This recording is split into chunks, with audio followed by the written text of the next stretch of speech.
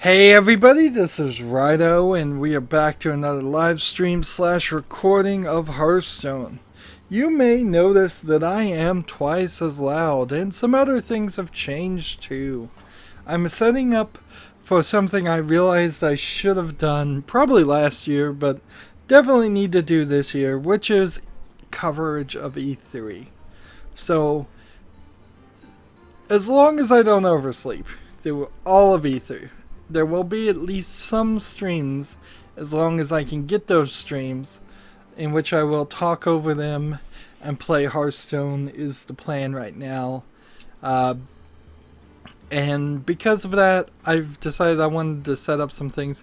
Turns out as I'm looking at settings, there's a way to double your audio by default, both from the game and from the microphone in OBS, and so I've done that. I've always felt like my audio was too quiet, and because of that, we certainly have had some. I felt like I couldn't fix it. Here we've got Muhammad saying hi. Hi, Muhammad.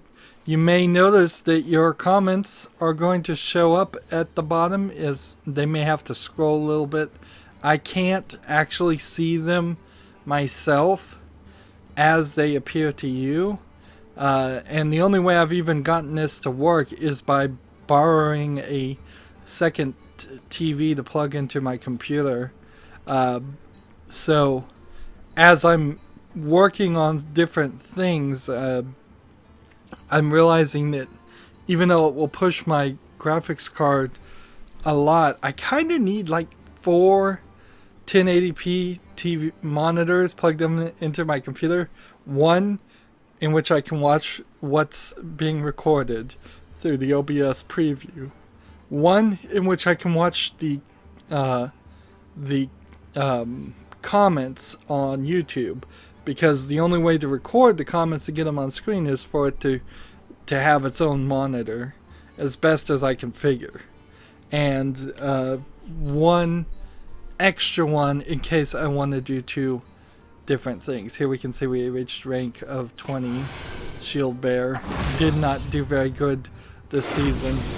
We've got a lot to do right now. We get a new card back and 10 dust and 1 golden card. Not a lot. And then 6 bonus stars.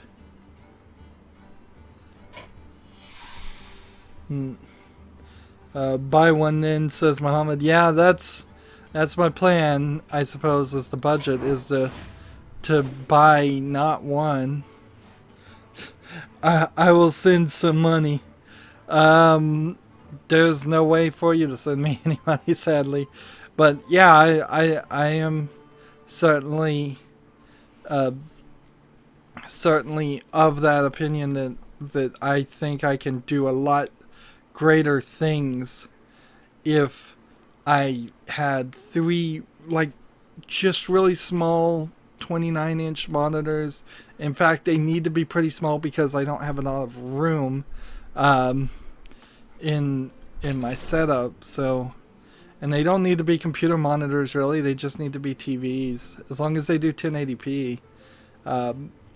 I'm working on keeping this one at the very least, and that's going to add some things. So we've got some different setups, if I can show this off. So we have this, which should have in the top right corner either Hearthstone or a video of Witcher 3 playing. And then the rest of the corner, the rest of the screen, it should be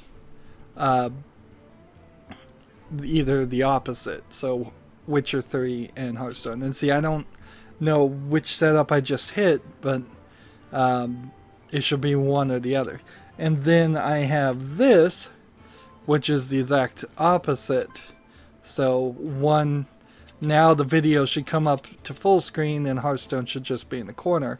And so I imagine I will go back and forth and do this. Now I'm also testing my internet now, because I'll be playing Hearthstone and streaming video at 1080p resolution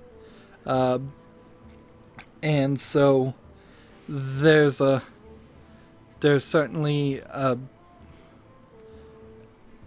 a issue there, certainly. And then let's go back to this, which is the Hearthstone that I was just working on, that is just the default text here and on top of what we've been doing before. Let's hop into recording. This recording. I'm doing a lot of experimenting, and that's why I'm starting so long here. We need to win 3 warrior, 5 hunter and mage, and 50 warlock cards. Let's come over here and let's see, we got a golden class card new that if I can turn it into dust I will, but I don't think you can on these. I think these are, you just have to take them, so we'll see.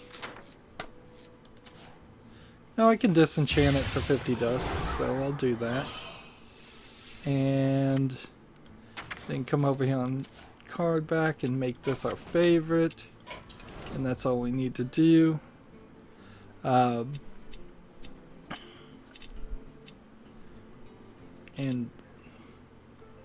let's see if we have a tavern brawl that we haven't done. Okay, we can start with that. Good. I have a lot of stuff to talk about. It went from having almost no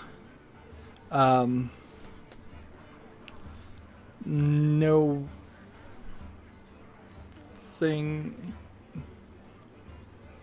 that it went from like no news last 3 days to a ton of news. An encounter across the room under a mana storm, choose the class, get random cards. Okay, so what class do I need to win on the most?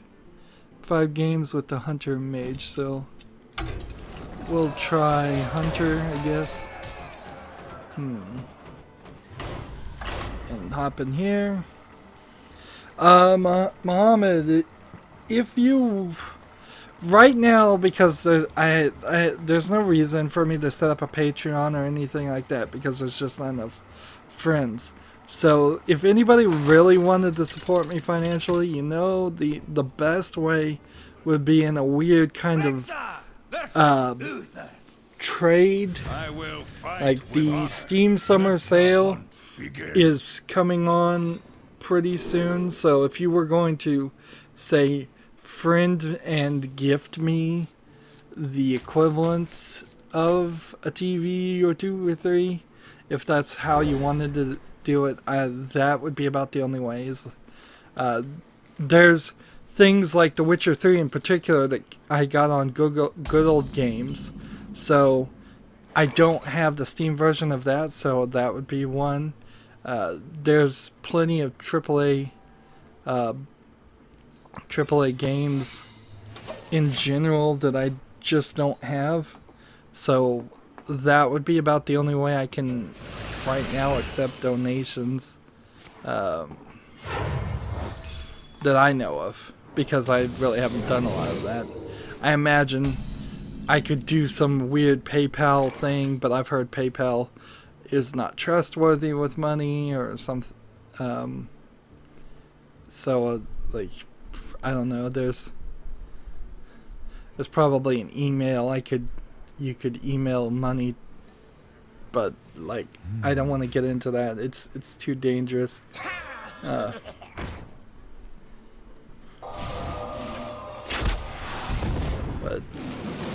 But don't worry. It's certainly something. This TV setup is certainly something I'm working on and think I'm gonna keep by hook or by crook. There's, however, some issues where this is also pushing my video card harder than it can really handle, being a GTX 970. So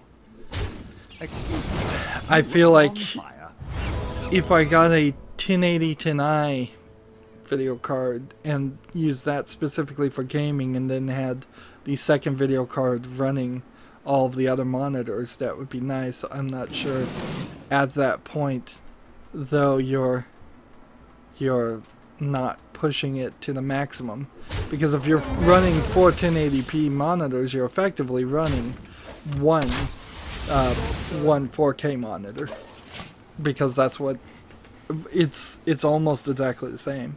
Maybe it's even a little bit more. Let me just double check that I'm streaming on the right video. Oh, feed. See what the video looks like right now.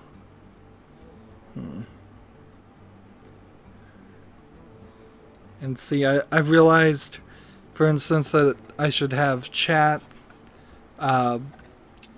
look at the chat on my phone with my phone on the cell phone network instead of on my local wireless network, so I don't take any bandwidth there. Just a simple thing I hadn't thought through all the way.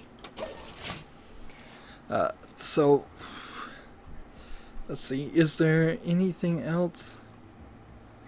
Really? We can start getting into some news, some kind of personal news here. I just got the NVIDIA $30 rebate for the GTX 970's fraudulent advertising. They advertised the 970 as a, I think, 4 gigabyte RAM in it, and that it has 4 gigabytes of memory that's at a specific speed. And really what they sold you was 3.5 gigabytes at that specific speed, and then half of a gigabyte is at a slower speed, and it's caused a lot of issues. I wouldn't be surprised if that directly is the thing that has caused issues with Resident Evil 4 not playing well on my computer, all the Lego games not playing well on my computer. That certainly might be the issue. See your end. There will be pain. So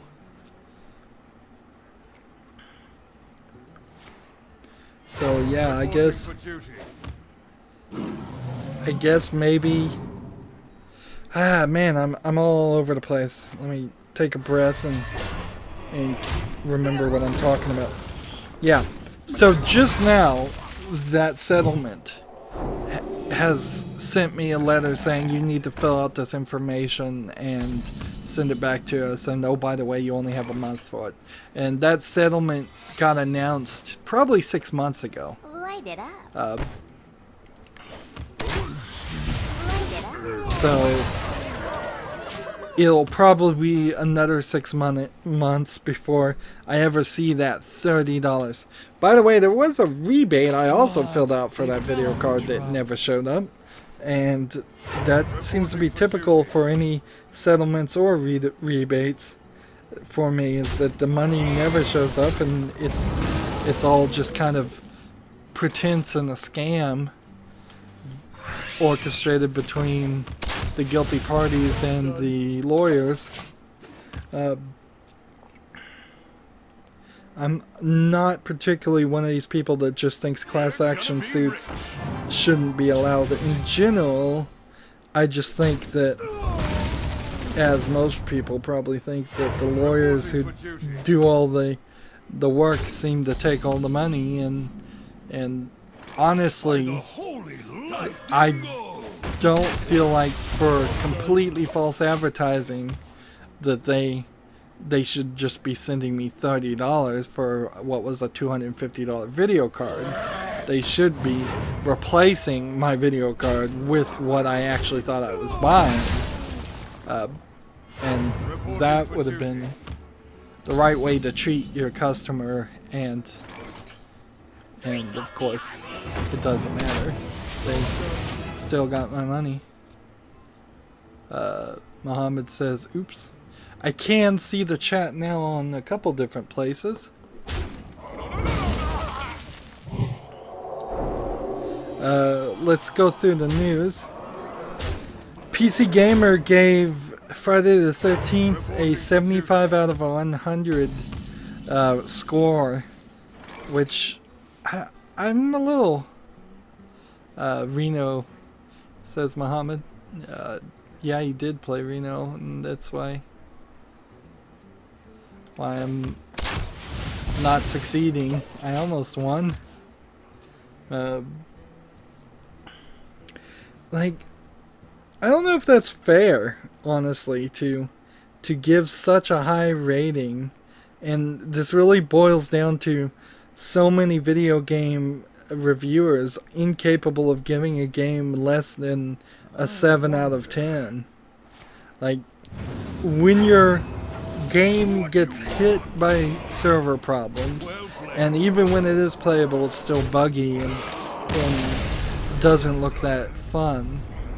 I would have to think that PC Gamer found something that they really, really liked in the Friday the 13th game that I am not seeing, because that game, for its bugginess alone, should be like a 2 just on the first launch. Or it seems like maybe they held their review until after some of the bugginesses on the server got fixed, and I imagine a lot of the bugginess on the server got fixed simply because people tried to play it the first week and then gave up. Because that's consistently what I'm hearing from reviewers, is they tried for an entire day to play it and they only got like an hour worth of footage. And they got into 1 or 2 games. Let's see. Hey dudes, over here.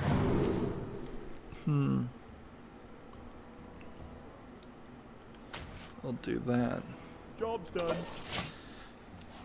So, I mean, I don't really trust other people's review scores anyways, and I don't look at scores that much, but unusual. I feel like the whole thing is kind of ridiculous. When I see a game is bad, I want to see it have a bad review. I think For Honor should have gotten like 4s. I think Friday the 13th, if they're gonna get day 1 launch reviews, they should have been they should have been 2s, 1s, 0s. Like, I think that would be the right thing to say, is 0 for now, because this game is not playable. I don't think 7's anywhere close, because a lot of good games have gotten 7s.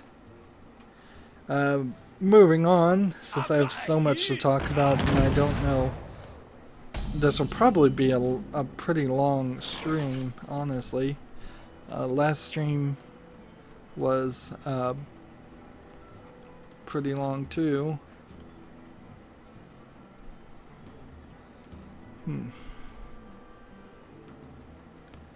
Let's see, could I do this and this? Not this turn. We'll do it next turn. Let's see what happens. This will be interesting. The Pain developer, Idle Minds, has decided to rebrand itself to call itself Deck 9 now, and it's shifting its focus to narrative-driven game. Now, I don't know the Pain series, but I've heard of it, and I thought it was a first-person shooter, so that will certainly be a interesting thing. Let's do this, and then this, and I want to see if this. Whenever you play 1 attack menu, give it +2/+2. Interesting.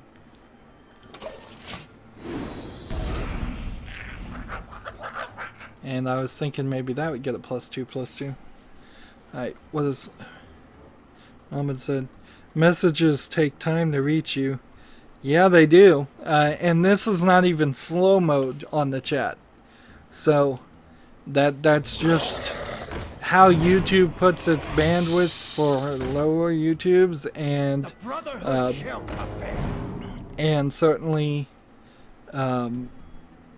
my own internet, which is not even a matter of money on the internet case. I could pay for faster internet, but I don't think it would help any.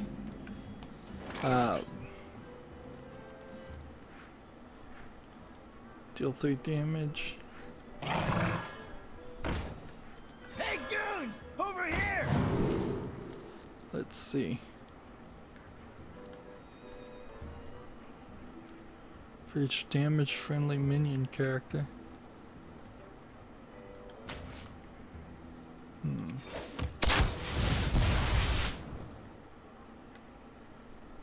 Let the dark in. Attack here, and then the turn. It might also be a factor that the way I have the screen. Let's see if we can do this. Like, hopefully you'd be able to see the mouse right now.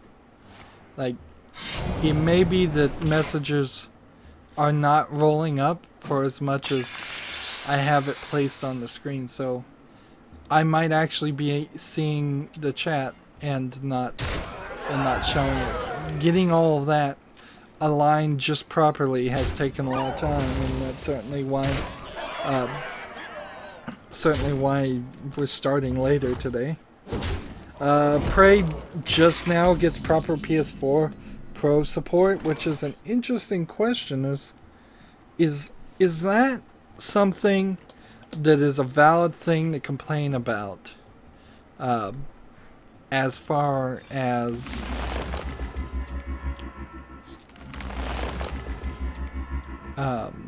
This document looks legally binding. let's see. Just gonna do this, and then this.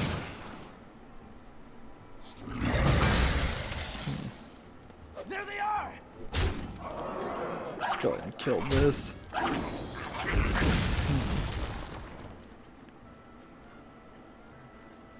don't know what I want to do, so I'm gonna just hit the face. Like,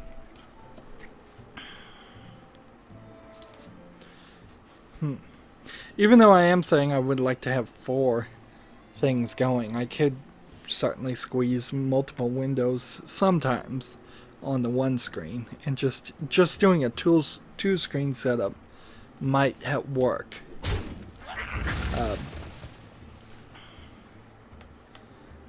And that might put less struggle on my graphics card than just immediately demanding going to a third monitor setup. I almost broke my video card because on the back of my video card I have 1 HDMI port and then 3 Thunderbolt ports, and I've never really used Thunderbolt, so I was trying to jam in a HDMI cord into a Thunderbolt connector, which was potentially gonna kill me, break my video card, but fortunately I didn't force it that hard. Go mage if you lose. Alright, Muhammad. Yeah, I can go mage and still work on the same quest. And Hearthstone deck tracker just updated, and it's got me at a win ratio of 21%. I really need to work on that. But I also don't want to just turn my entire channel into a Hearthstone streamer that just does the most obvious meta decks and whatever's winning. There we go. Job's done. Incredible. That worked well. There's this cell phone game called Kingdom Hearts Union X that has gotten 6 million downloads. I've never heard of it, so I'm wondering if it doesn't have an English option. But if it's got 6 million downloads, then it's certainly potential for it to come over to the West, and that would be interesting. I know a lot of people like Kingdom Hearts. I think maybe done right, instead of just stretching everything out, there's something interesting in Kingdom Hearts. I tried to play the first one and didn't make it to the end. It's too long of an RPG, and it's not really a really good introductory RPG for kids, considering it's all about playing with Final Fantasy characters, or characters like Final Fantasy characters, and Mickey Mouse and Goofy and all of that. Let's go Mage. There's no reason not to. Play ranked on Wild. Let's move up.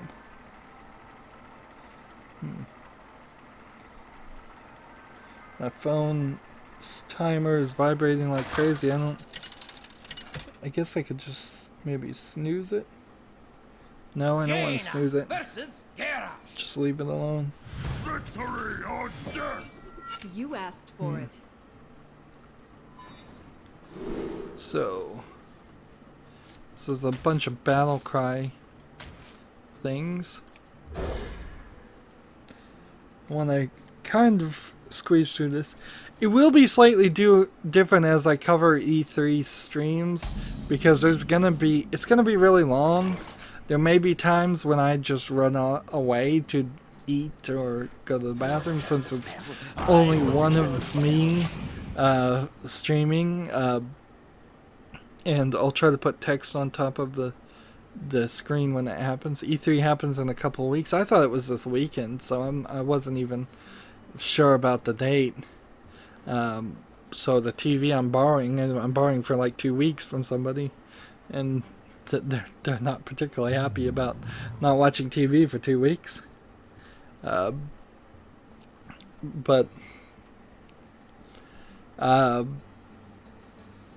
yeah, there's going to be long stretches. Unlike the bigger people, GameSpot podcast, Giant Bomb podcast, when they cover these things, I'm not expecting myself to go crazy and make jokes or anything. A lot of it's going to be me trying to write down things, because I imagine in the next 3 days after E3, because during that whole time I'll be playing Hearthstone 2,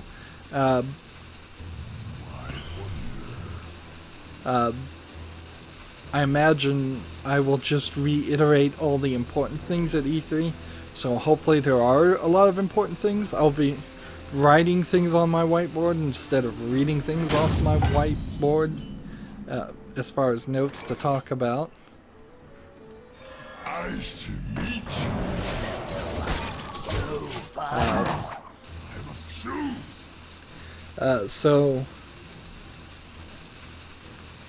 So yeah, it will be a different experience. It'll probably be even longer and more work over the course of 3 days than the last Hearthstone expansion, but it's definitely the right thing to do. Like, it's something I should have realized. It's good coverage to do. I may get content ID claims, hopefully no direct outright copyright strikes for streaming videos of the press conferences, but by all rights that is available for people to comment, and news reporters. That's news if there ever was news. So I am in the legal right to do it, but who cares if we all know YouTube doesn't really care about that. So it'll be certainly interesting, tiring, and I hope people enjoy it. I hope it might be, it has a good possibility of being something that just kicks my channel up. Muhammad asks how old I am. I am. That's just another one of those doxing questions. I'm old is my response. I'm not in school. I am an old adult, old enough to have an NES when I was a child. But personal questions, I don't want to get too accurate on it. I don't even like when people's chats and their names come up and it gives details about people who are asking questions, because there's just too many videos out there of somebody swatting people, if you know what that is. That's where people call the local police of a person who's playing or streaming and tell them that there's like a bomb at their house or something, and then the SWAT team comes and arrests the person who's streaming and just because some troll lied to the police. And so it's just a privacy issue. I'm sure if I ever did become a super well-known What to do? YouTuber, slowly my privacy will get eroded. That's kind of what happens as it is. Like PewDiePie, everybody knows who his name is and all of that. But I want to try to hold on to everybody's privacy as much as possible, as long as possible. But suffice it, on the question of how old you are, there's 3 answers that people want to know. Are you a little kid in school, like elementary, middle, or high school? Are you an actual adult, but just a young adult in college, or just entering the adult life? Or are you a really old person? And I am in the category of a really old person.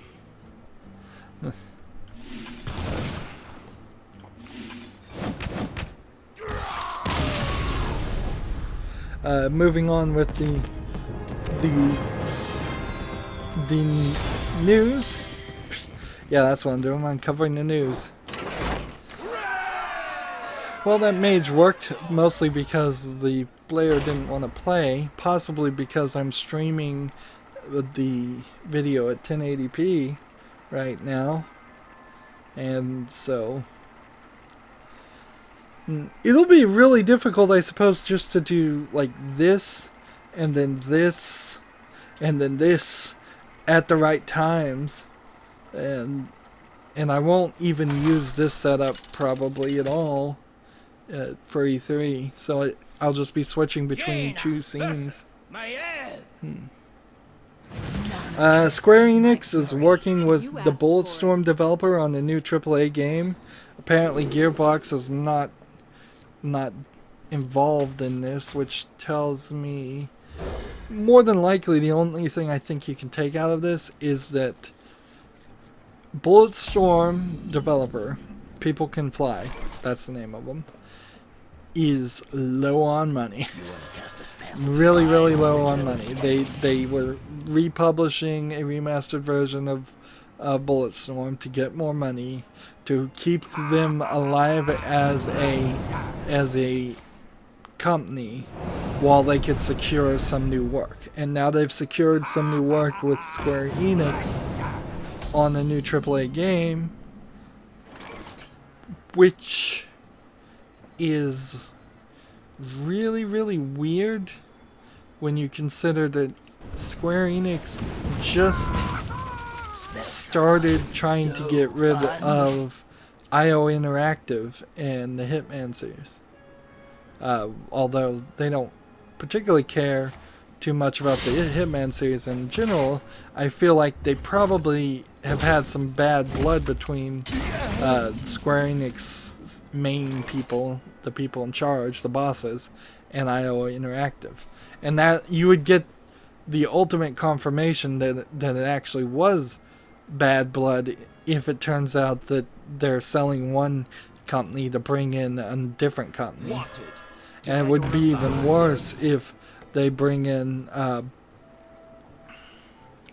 if they do bring in People Can Fly, and it turns out People Can Fly is working on a new Hitman game, then that is just the total admission that they just didn't like IO Interactive, and it had nothing to do with the game itself.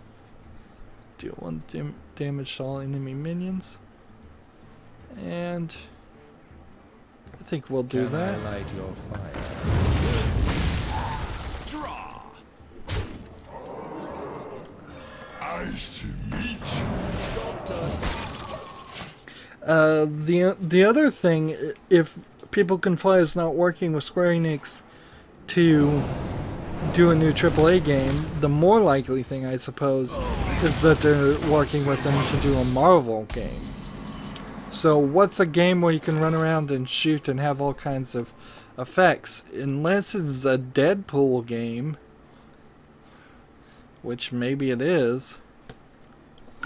Like, I have this level of confusion.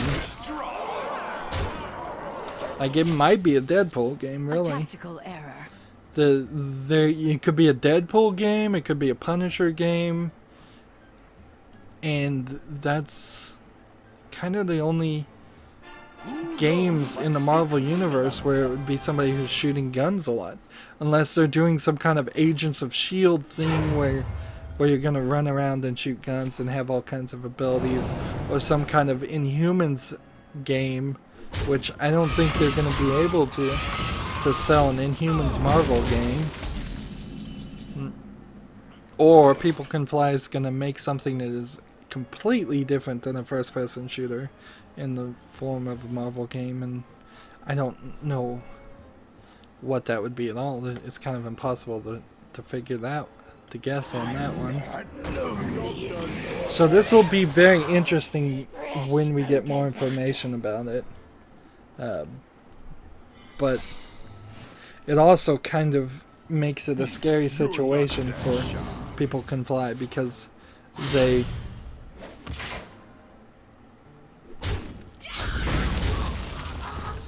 I'm not afraid, Mohammed, about I'm afraid that when anybody puts out their real name online, it has nothing specifically to do with your name or whatever your nationality is. I don't know.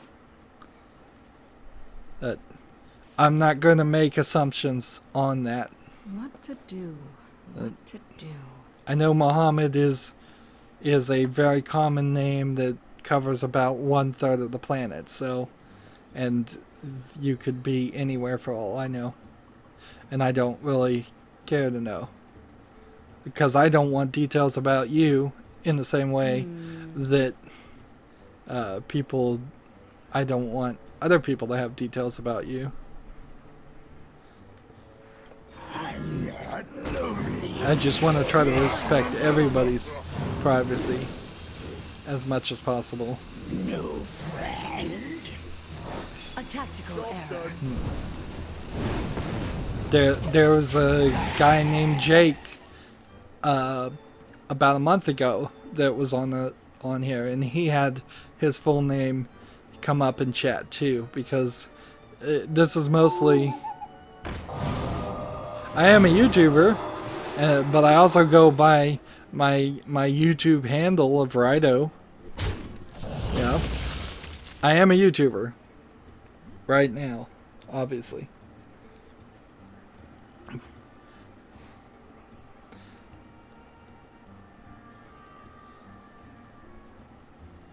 Oh, Mohammed is not Mohammed.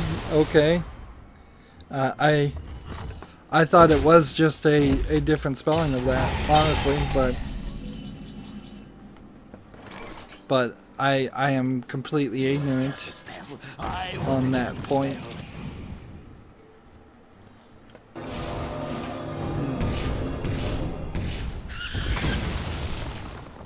So I will just admit complete ignorance is ignorant. There's plenty of YouTubers out there that specifically start off and started off with not showing their face, doing little animations, having a fake name, and or a stage name, as which is what they call it, a fake name, stage name. And it's not until they became super popular and they started they got kind of forced into revealing themselves that they did that. And that's in general what I'd like to do with my channel too, is moving on with the news. Life is Strange prequel artwork has been leaked, so I can't imagine that the creators of Life is Strange are going to make two different games. So I assume that the sequel that they announced recently is in fact actually just going to be a prequel. I don't think that Job's done.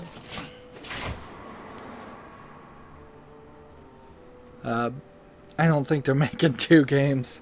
That also, I guess, allows them to have the same characters and have it make sense that it's called Life is Strange, because even though I haven't played Life is Strange Season 1 yet, they said it wrapped up pretty well, and there really wasn't a ton of opportunity to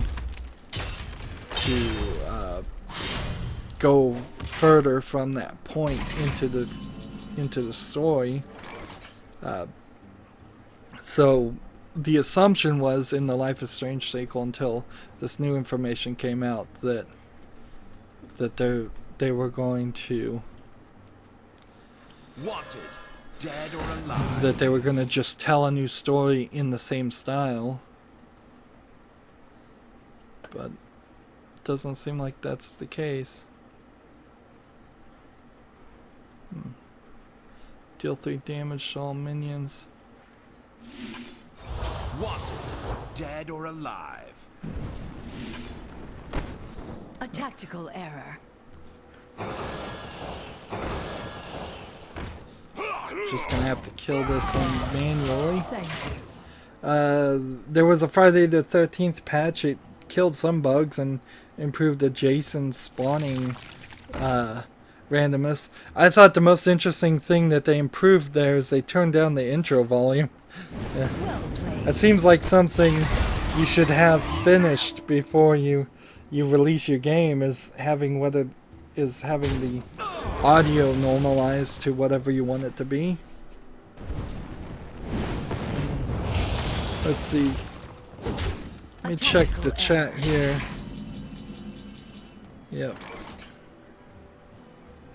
I think we've gone about 30 minutes, so I'll end this recording here. Not really through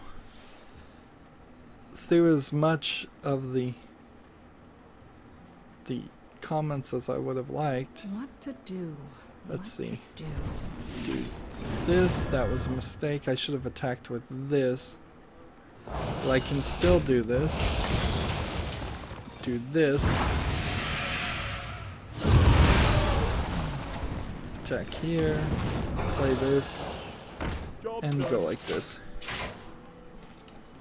I guess we can continue going through the news as we're trying to win.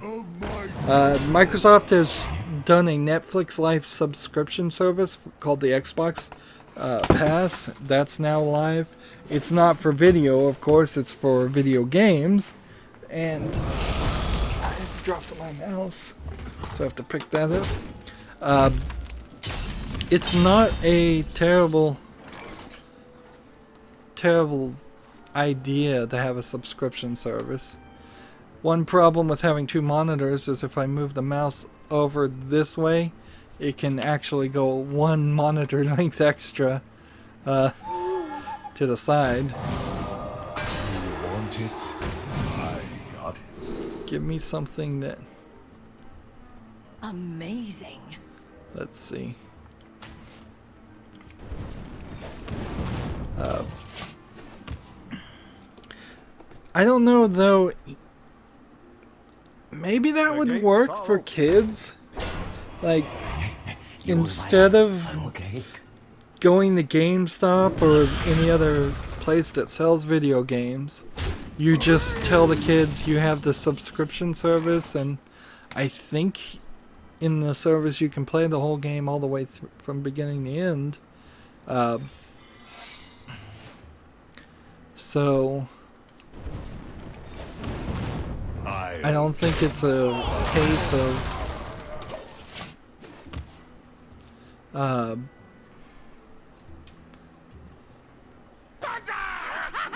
yeah, I guess that kind of works. At the end of the life, though, it's the same problem as Netflix, in that if as soon as you cut off that subscription, or as soon as the things are as soon as things change and your subscription's not as good, you do run into the potential that some months you'll just have nothing that you really want to play. You may just get paralyzed with too many choices. But it also comes down to the idea of, same thing with Steam, is there's so many old and not really worth playing games, or it would be very hard for new players with no nostalgia to play the old games on Steam. Of the 10,000 games that I estimate that are worth playing on Steam, I could probably say that only 3,000 or 4,000 of them are worth playing if you're not nostalgic of some of the old games or not willing to play older games. Even BioShock Infinite, which I'm playing the DLC on, doesn't look that great. So if on Microsoft's service they decide to let you play BioShock Infinite, I wouldn't be surprised if a lot of people decide not to. And that's the same with Netflix. There's tons of things on Netflix people don't watch. It just happens to be there's a lot more selection of movies out there and TV than there are video games, and I think that might be where it feels different. I'd like to hear what people's reaction to that service is after 6 months. So we've done pretty good. We've gotten 3 of the 5 victories of the mage for this recording. I need to get 3 warrior things and play 50 warlock cards. Stay tuned if you're watching live. Everyone else, as always, I ask you to like, share, subscribe, comment, and watch every second of my videos. If you want a friend or follow me on basically any social media sites, there's a whole bunch of links down below. Thank you for watching. Have a good evening.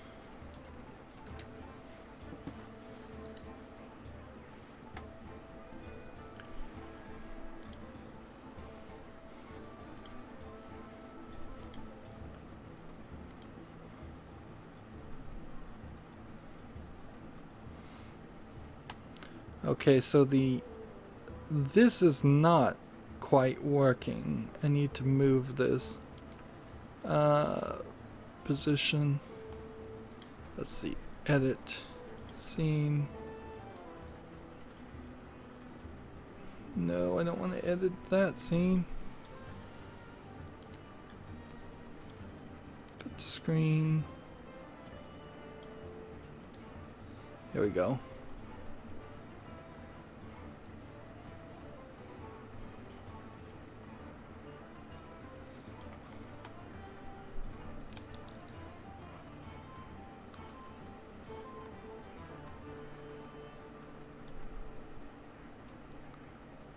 So thanks for all your comments, Mohammed. I'm probably mispronouncing it terribly. You're helping me adjust where this should show up on the screen.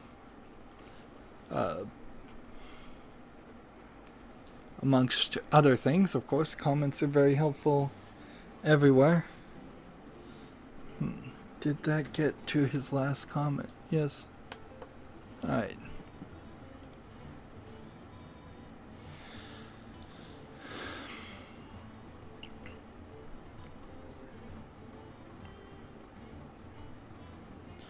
Start the timer.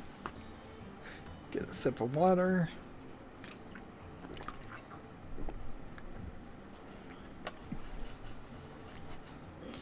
Hey everybody, this is Rydo, and we're back to a live stream / recording of Hearthstone. Things may look a little bit different here. We've got chat coming up here. I'm adjusting that, working towards improving my channel for E3 and just for the future. I've got a new setup for E3 like this and like this too, and so that should be cool. And we've got Muhammad here. Here we have Muhammad saying thanks for you, ha ha ha, or HHH. Is HHH like a laugh, or is it a yes? I know ja ja ja is like laughing out loud in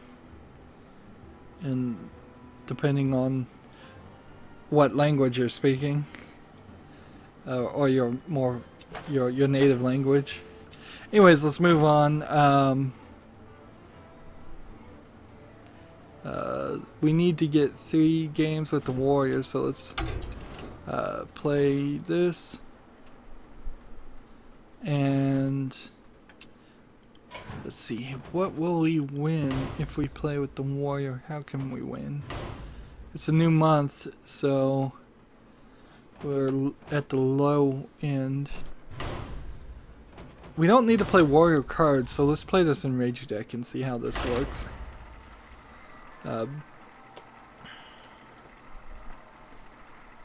There's a new line of Cherry MX. It's LOL, says Muhammad. Okay, that's what I thought. It was LOL, laugh out loud stuff. Versus Uther. But I just wanted to be sure. Fight with honor. There's a new Cherry MX switches that have been announced. I think at Computex, but I didn't write down that as solid fact. They're called the Silver Speed switches, and they're the same as the red switches. But, well, that was an easy victory. Except for they have half as long throws, so you don't have to push them as far as the Cherry MX Red switches. So high-end gamers that are keyboard and mouse gamers will like that, or hopefully they would like that, and some may not. Most people won't buy it. I desperately need to find a keyboard that's quiet, not fast, because I'm not like doing professional esports league, World of Warcraft, not World of Warcraft, but StarCraft or anything like that would require my actions per minute be really high. So for just being a presenter and a YouTuber, I just need my keyboard to not make noise when I push the keys and playing games that require the keyboard. And I don't think Cherry sells anything that are super quiet. So I think what I'll probably end up doing is just finding a very cheap general keyboard that just has like rubber switches, so they don't make that clicky sound that most people like. Middle Earth Shadow of War has been delayed to October. I'm a little surprised about this. I really shouldn't be, but they really had no reason to announce the game at all if they were going to delay it this quickly. October is a fine time for the game to come out. It'll still be before the end of the year. Let's see, October, November, December, it'll be before the Black Friday sales and all of that, if it actually comes out. at that time. That, I suppose, would be the ultimate real question, though, is it going to actually make it to October, or is this just the first of many delays? And Middle-earth really had no reason to not just take its time and say it's ready when it's ready. Nobody was stealing. Oddly enough, nobody stole their Nemesis system. Nobody nobody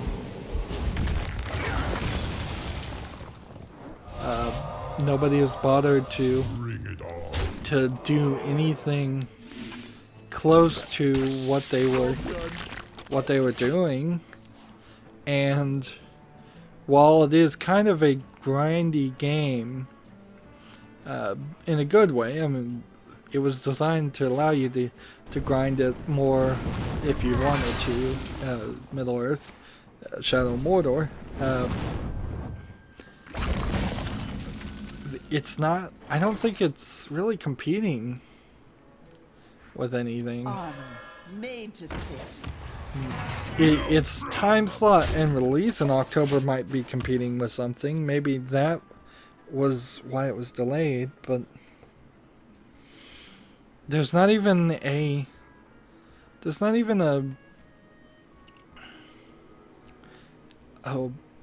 like Lord of the Rings event happening. No movies, no books, obviously, since J.R. Tolkien is dead. Yeah, I can't really say that this was a good business practice at all, to announce your game and then almost immediately delay your game. That does not inspire confidence. Let's see. The blade be thirsty. Strike. Moving on, Eurogamer has an ad block pop up after apparently you see 40 to 50 articles, and boy is that annoying. And it's really gonna push me to stop looking at the literal just titles of Eurogamer articles, because that's all I ever look at, really. Is I'll look at the title that is really just something from a press briefing and rewrite it to report it here while I'm playing Hearthstone. Sometimes I'll look in the article if there's specific facts that aren't in the title, like if it says something's coming out in October, perhaps in the article it says October 25th and has an actual date. Otherwise, I don't read any of it, and I don't appreciate it, so I don't really want to look at their ads, and I don't most definitely want to look at their ads telling me to turn off my ad blocker so I can look at their ads. Because that's just another ad. And most certainly, if everybody did what I am doing, and blocking ads on Eurogamer, they would go out of business. I really don't even care that much. Sadly to say, it's like, if the old media goes out of business, that's fine. Fine with me.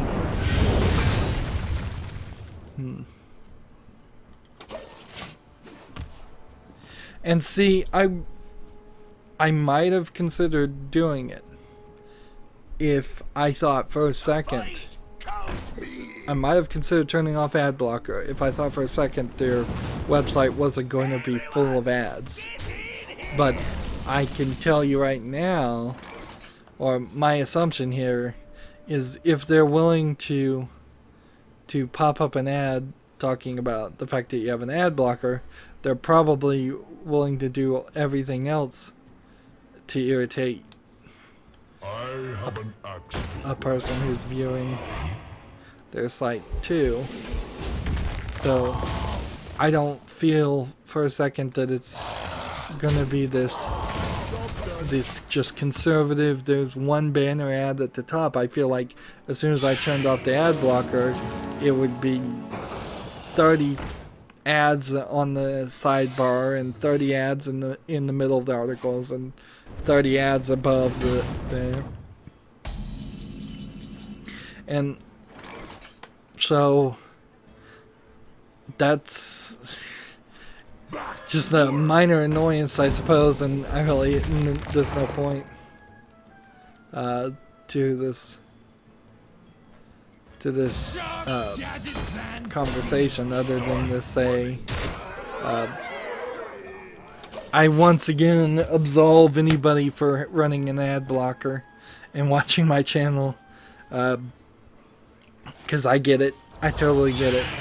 I would wish people would watch my ads. I try my best to limit it so that you only see one at the beginning, or if you're watching it on the desktop, you may not even see one at the beginning. You may just see an ad as a banner ad at the bottom on the desktop. And sometimes, if you don't see either one of those, but very rarely, they will instead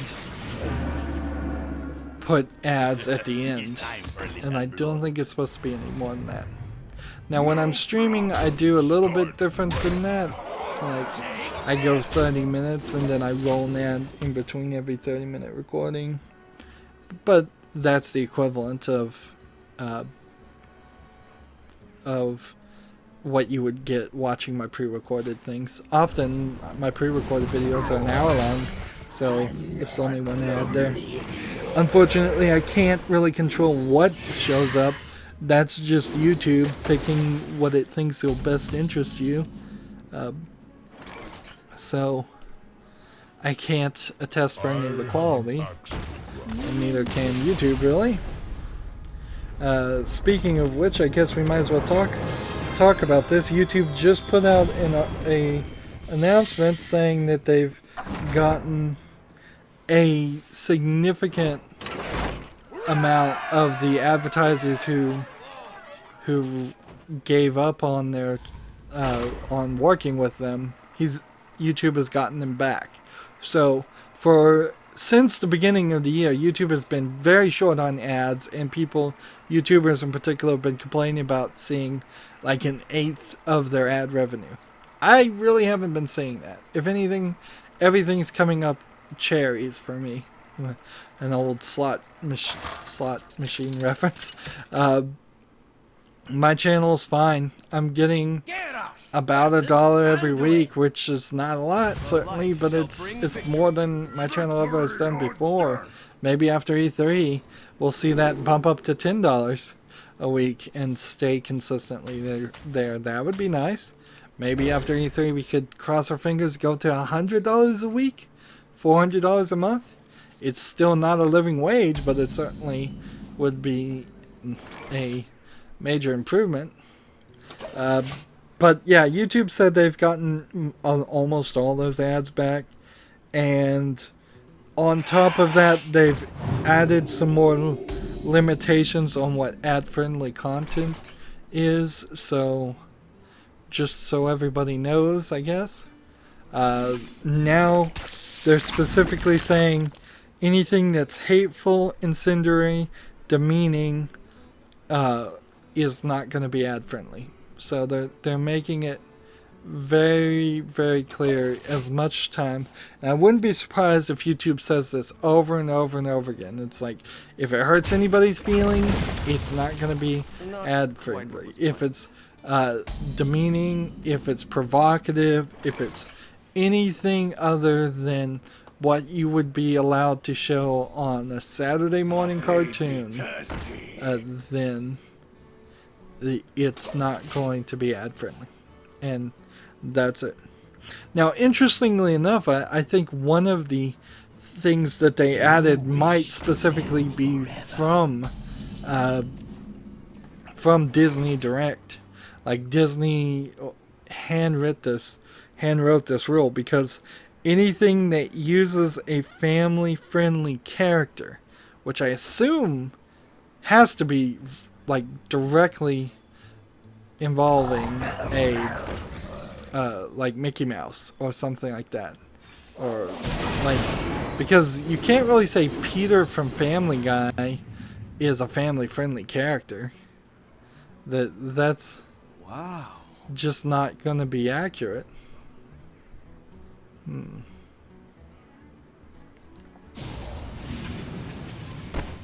just gonna gain 1 attack.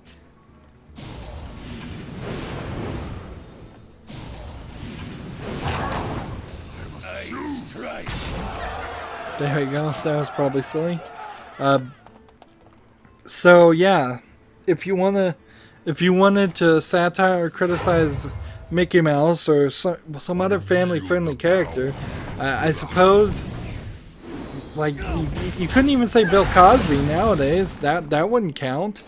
Like, so who's a live-action family-friendly character that you could satirize and animate in some way, like Blue, the owner of Blue from Blue's Clues, maybe, like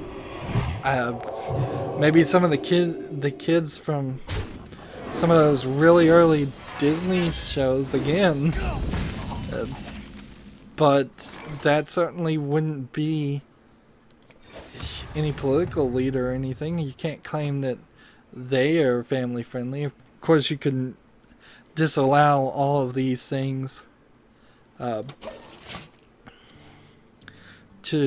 for other reasons. You know what? Actually, come to think of it, we just had this big thing that blew up in Kathy Griffin's Griffin. I think it's Griffin. Everybody gets her name wrong. She jokes about it in her stand-up. She decided to make a photo shoot where she holds a bloody, decapitated Donald Trump head, and then she immediately apologized for it and got a huge backlash for it, as if she didn't know that was coming. She's a really weak comedian for that. In particular, she gets ideas, or her writers or producers or whoever maybe potentially are in charge of her tells her to do controversial things, or she does controversial things, and then she doesn't stick to her guns like a comedian should.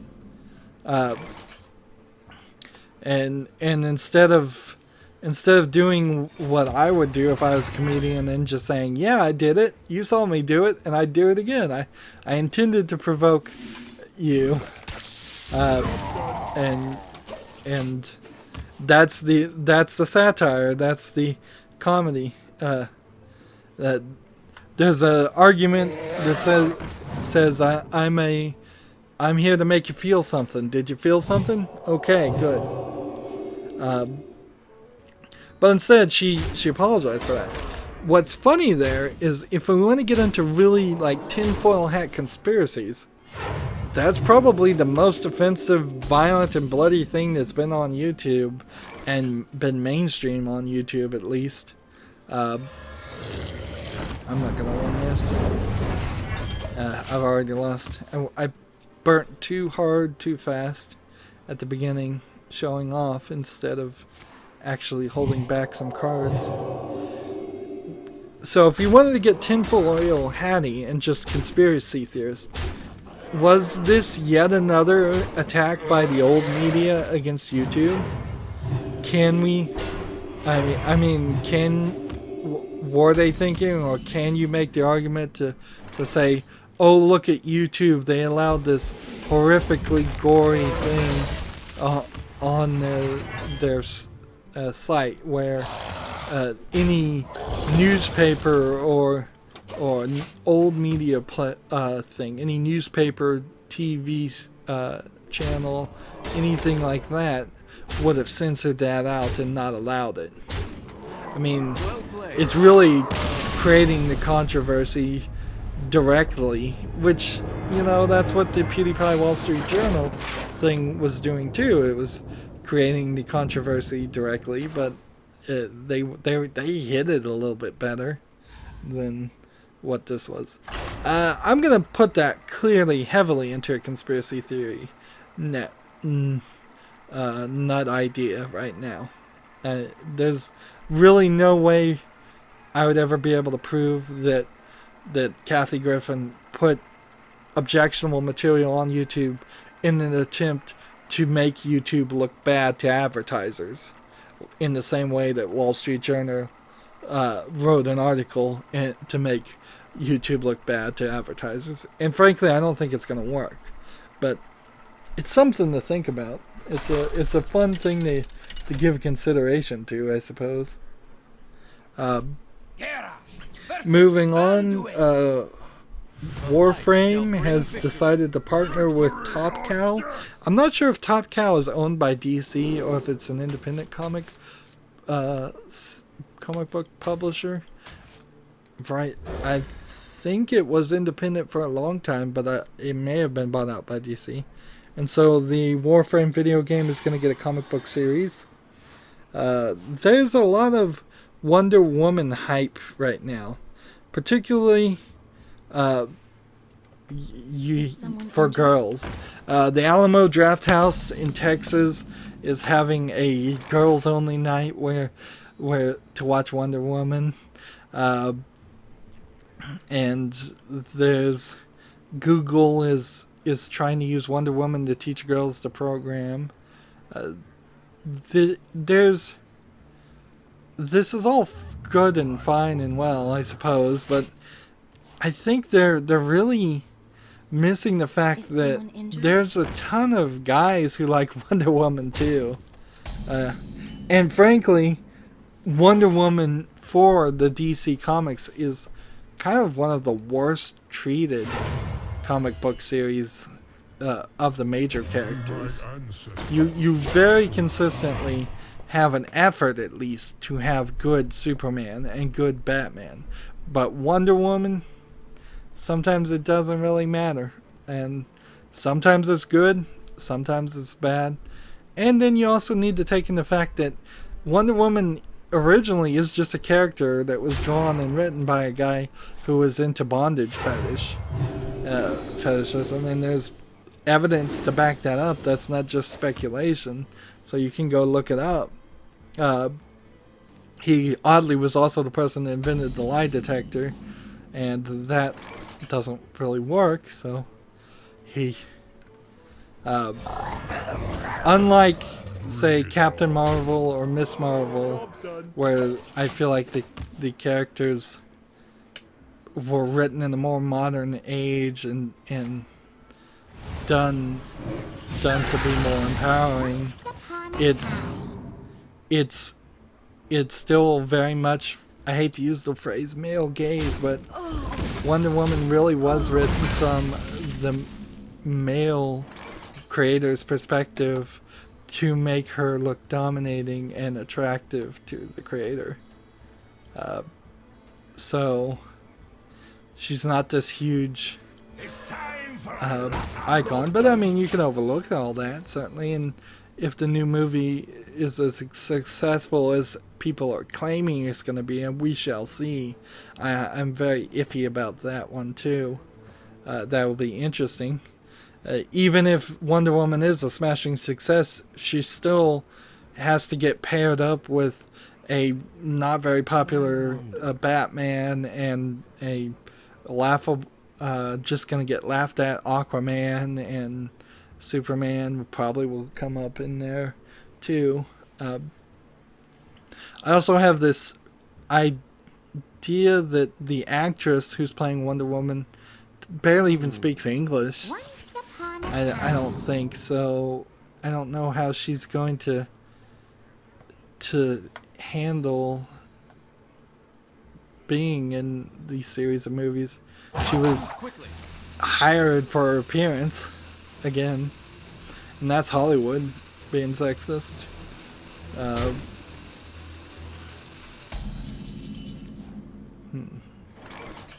I wonder if they could have gotten away with having some of those female wrestlers as Wonder Woman.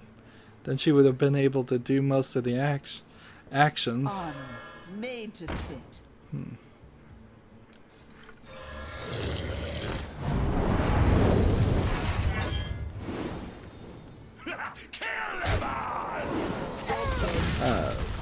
So, yeah, there's not really anything there. That's not barely even news. I'm just wanted to point out there's a lot of Wonder Woman hype going on, and we shall see in a couple of weeks if that succeeds or not. Moving on, the Switch wired headsets. If you want a wired headset for the Switch to do chat, because they're going to do the chat through cell phones, are going to require a ridiculous wire setup in which you're going to have to take a tip ring. Well, no, I think it would be tip ring sleeve connector, which looks like a mini stereo connector, but has another ring on it for a headset. Just a headset connector. Let's just call them that. You're going to have to take one of those from your headset, plug it into a breakout box that then is going to break the headset cord in half. So there's one headset cord that goes to your phone, assuming your phone has a headset phone cord. If you're using like the new iPhone, you're going to have to use a dongle to go to like a Thunderbolt or Lightning connector connection. And after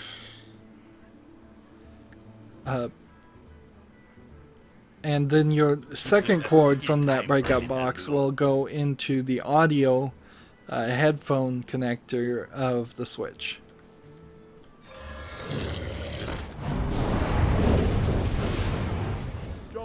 So there's a considerable amount of extra dongles and connectors you would have to do. So I think very few people are going to be using a headset with a Switch, which, let's just be honest, very few people were. Like, if you've got a portable thing, I'm sure parents will want you to have headphones plugged into your Switch if you're a kid playing the Switch. But then if you're playing it in portable mode around your parents, you're also not going to be talking through the internet, are you? So, I imagine it'll be easier to do different things than that. Let's see. If I do this, then do this, do this, and then do this, and that seems pretty good. Moving on with the news, I've spent too much time on conspiracy theories and not enough time actually covering the news, and I've got so much here. Sega announces a publishing partnership with former Lionhead and Bullfrog veterans. The name of the studio that the Lionhead Bullfrog developers are in now is called 2 Point Studios. So that will be interesting. It really just means Sega is willing to publish the games that they make, whatever games they do make, and it doesn't really mean too much because they may just be making like mobile games or something like that. Despite your pedigree, if you were just one or two people of a team of 10 or 20 and you have no interest or skill to continue what that previous company did, like Lionhead or Bullfrog. Bullfrog in particular made like Dungeon Keeper, one of my favorite games. They're not going to make a new Dungeon Keeper. They don't have the rights to it, I don't think. Oh no, maybe they will. That would be interesting. Certainly. The blade be thirsty.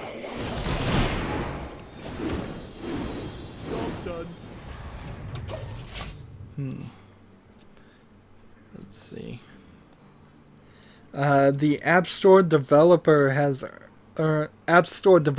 in general have earned over $70 billion, which is a lot. That's the Apple App Store. What's funny about this, though, is that Apple tried to make a claim, and most people laughed in their face that they were paying attention, that for every app on the App Store, they're creating jobs. And so that they're trying to make the argument that Apple has created so many jobs everywhere that they're great job creators. And I'm like, Apple hires some people, certainly. That's true, but that doesn't mean you can claim anybody who maybe spent a month to put out a quick and easy app is full-time employed for the long term. Like, if I write one article, can the newspaper claim that they've really created a job, or have they just hired me for a freelance job? If you paint your neighbor's house because you're nice, are you now a professional painter who's always employed, or are you something, or are you just a nice neighbor? It's too much of an exaggeration. What did I do with the mouse? I put it over there. I'm gonna lose again. Made to fit.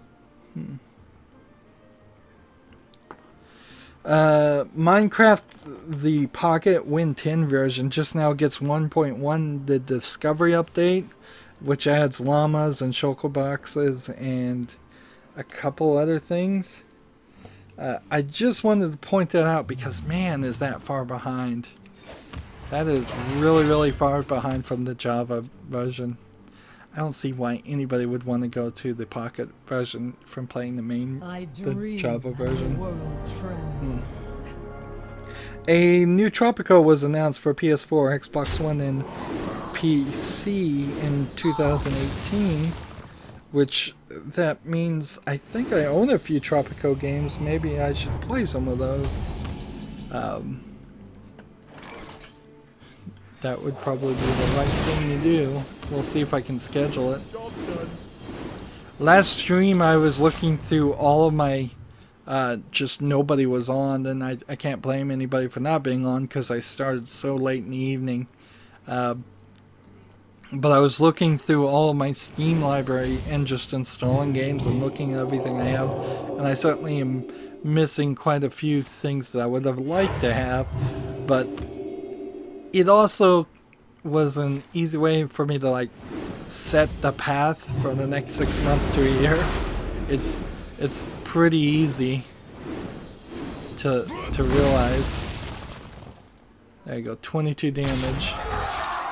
There's a lot of longer games in my collection that I want to cover, and they're going to take up time.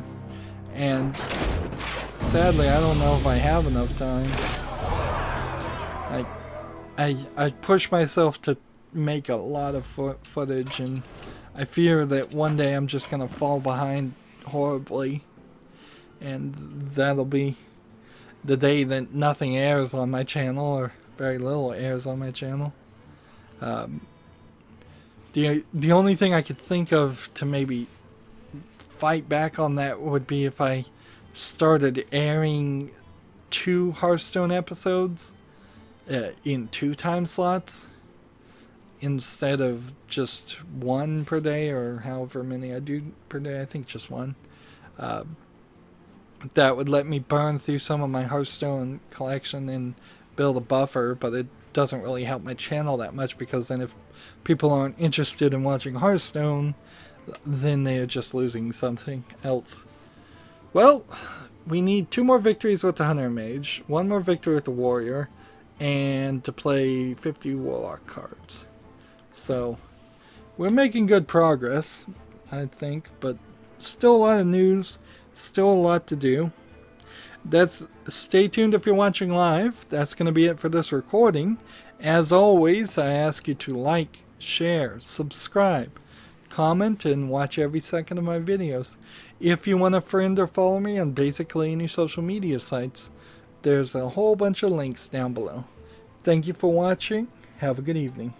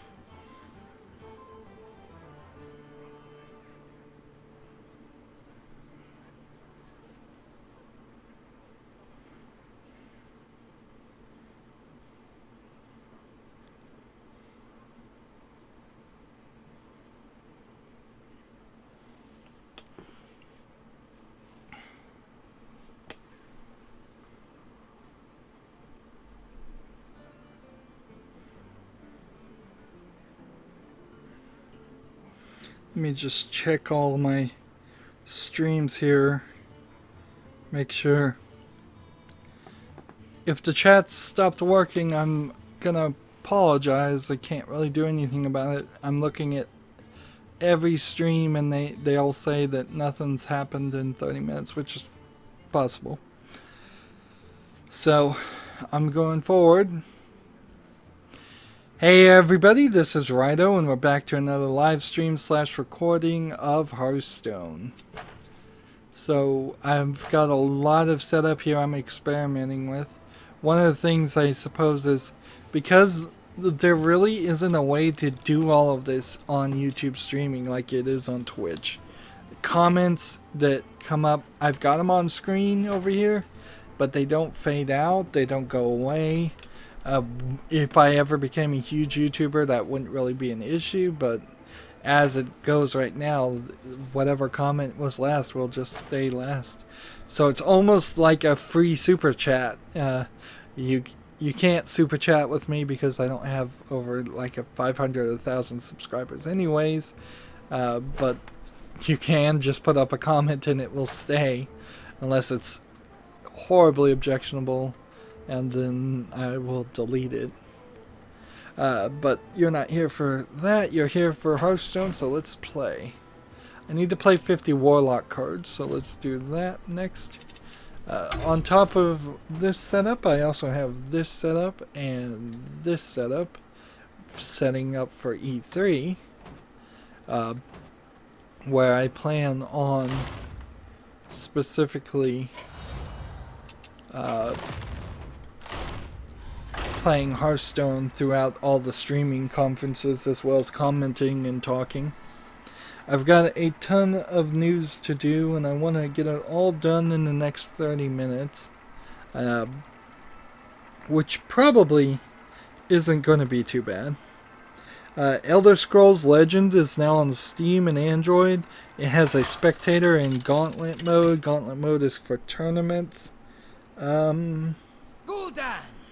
I think I may have looked at Elder Scrolls Legends and thought about playing it, but unless there's a major shift in people playing, if everybody from Hearthstone or a major amount of people playing Hearthstone go to Elder Scrolls Legends, I'll follow the pack, certainly.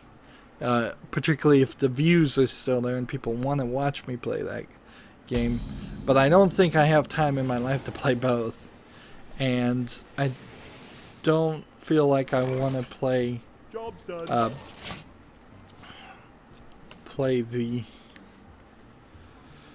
play Elder Scrolls Legends over this right now, because I kind of have a lot of gold and I kind of have a lot of dust and I kind of have a lot of cards. I'm not doing great, but I'm better than probably what it would be like if I started completely from scratch.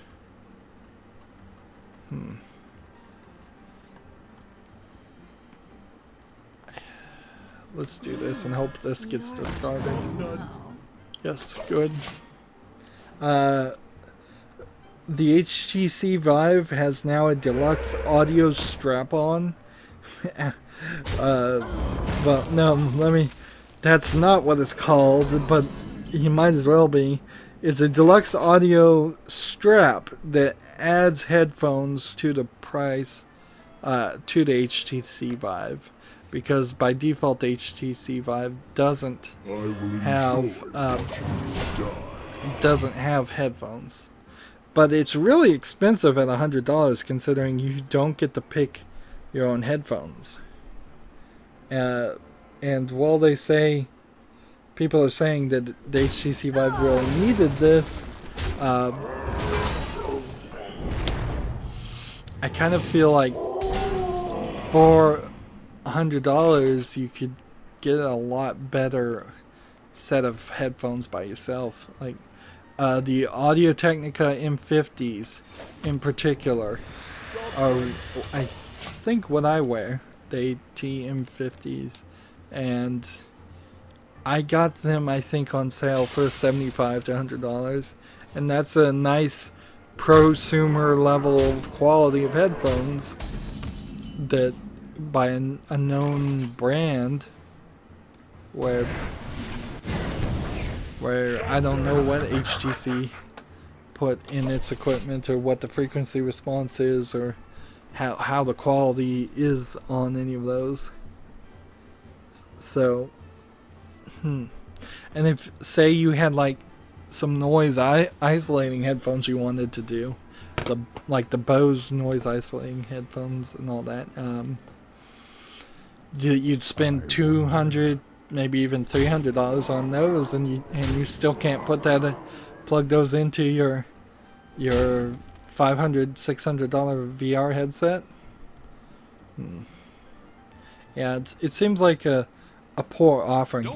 Oh, by the way, there was an article about I'd say 2 or 3 months ago, where they found that Bose's noise canceling things were somehow listening into via the microphone on them, and then sending that listening information to a advertising network.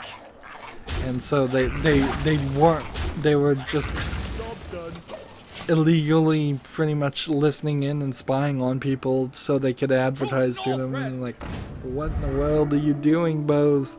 You sell headphones. You're not supposed to be some kind of sleazy company. Although Bose has always been a little bit of a sleazy company.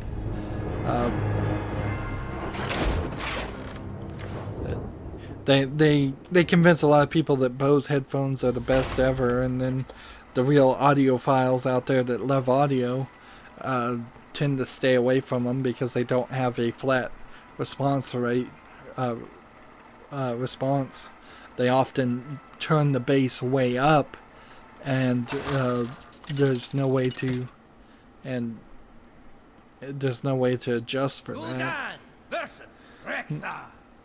Moving on, Pyre, the third game from Supergiant Games, the creators of Bastion and then Transistor, which I didn't like Transistor that as much as I liked Bastion. I didn't like Transistor very much at all. Their third game, Pyre, is going to release July 25th. I wouldn't immediately pre-order Pyre either. It's a bit of a different game where you're playing as 3 different characters, trying to throw yourself into a fire to score points, kind of like something like maybe basketball might be the closest thing. I don't even know what the right thing would be to call it. Let's go ahead and play this in the turn. Here's a probably slightly interesting story to people. Uzbekistan has decided to ban games that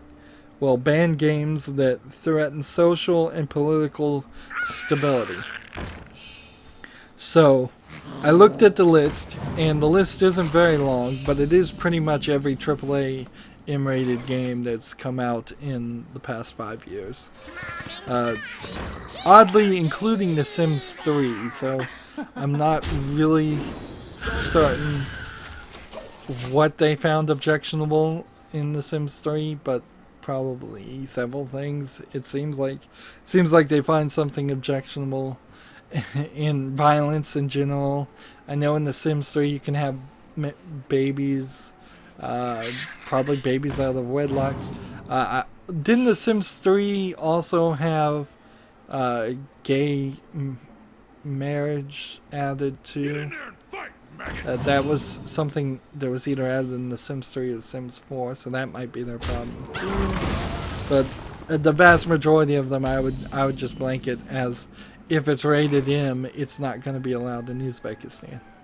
Now, I have no idea what the video game market is like in Uzbekistan, but it probably now is going to lead to a lot of people either pirating those games because they're no longer available for sale, and possibly people who do pirate those games ending up thrown in jail or shot or whatever Uzbekistan is threatening to do if you do play these games.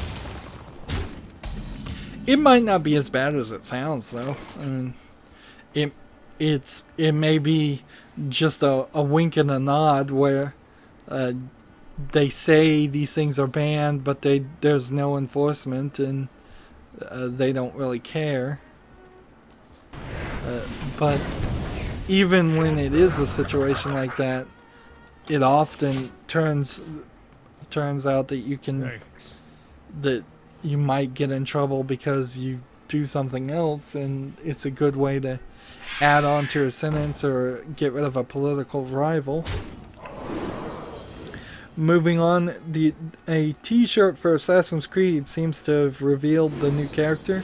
Now, they were saying before this there were going to be 2 new characters, probably of either gender, and that was going to be the way it goes.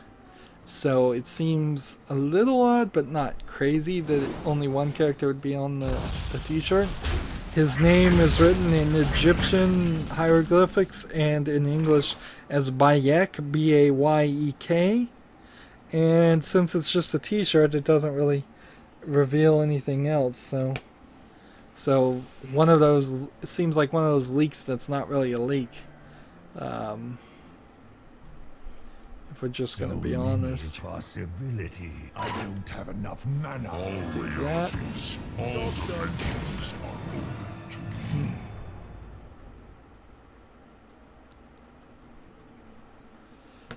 Muhammad, it's not real what you say. What are you talking about, Muhammad? What are you upset? What did I say? There's a delay, so type exactly what you're upset with, please. I will hunt you down.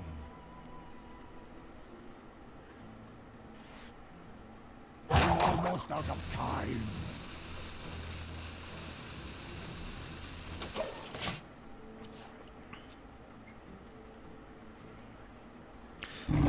If Muhammad doesn't respond, I'll just have to... he's saying, am I a racist? I'll respond, no. That'll be my response. Otherwise, unless he gives me more detail.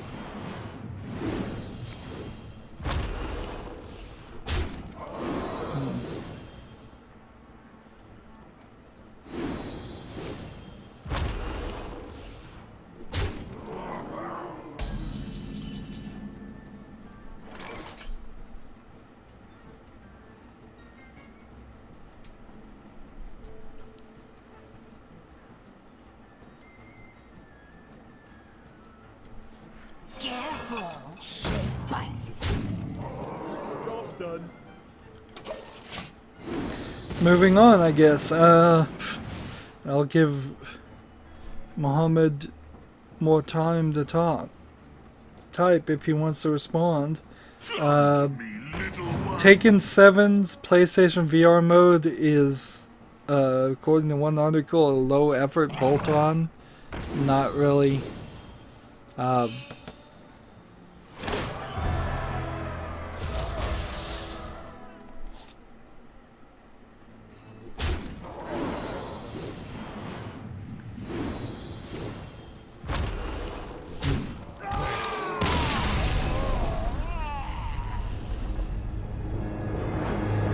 Not really much, I guess, to say about that.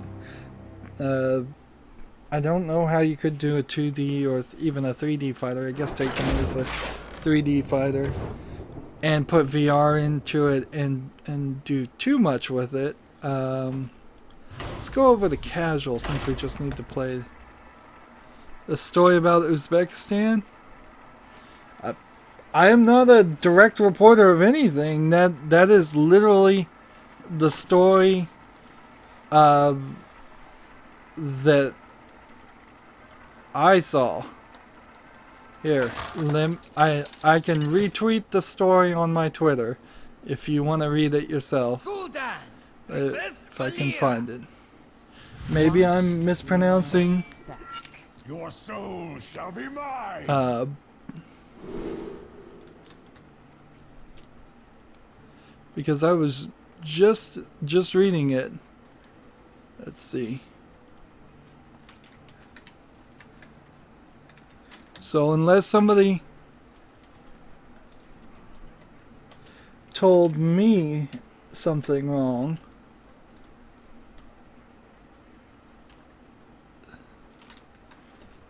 then unless somebody lied to me, I'm just reporting what I heard.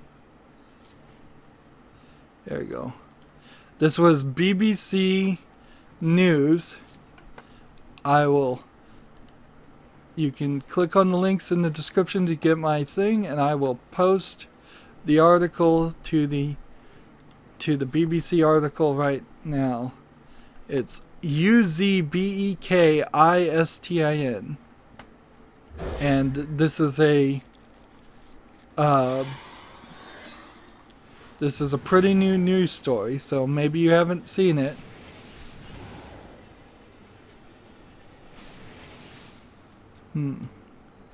Well, I've just tweeted it, Mohammed. If you want to read it, the article right there, you can see it and determine for yourself whether you think it's accurate or not.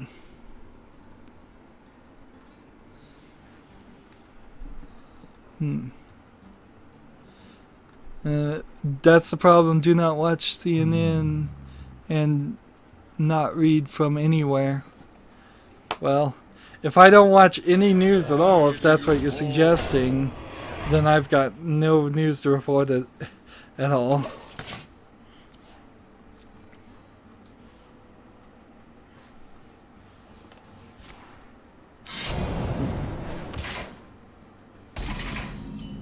So then I would have nothing to talk about.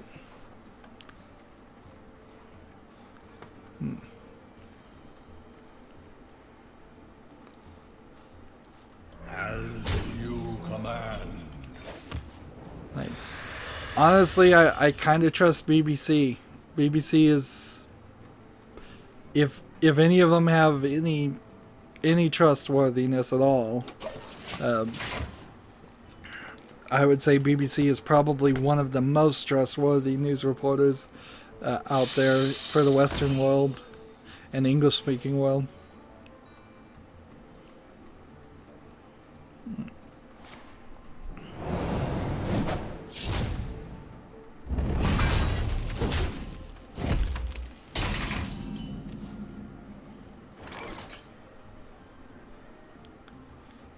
Let's see, moving on.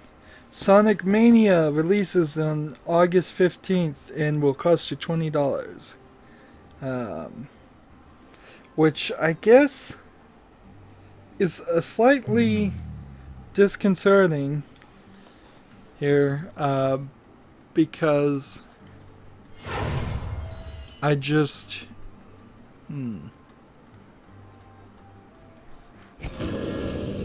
I don't know what you're really gonna do. With Sonic Mania, if it's only gonna be $20, it feels like it's gonna be a really, really short game for that price, and it tells me they probably didn't put that much effort into it. So many. So I'd love to see Sonic Mania be the beginning of a good and interesting series of Sonic games. But how do you do that and then also sell it at $20? That's the weird thing. Total power!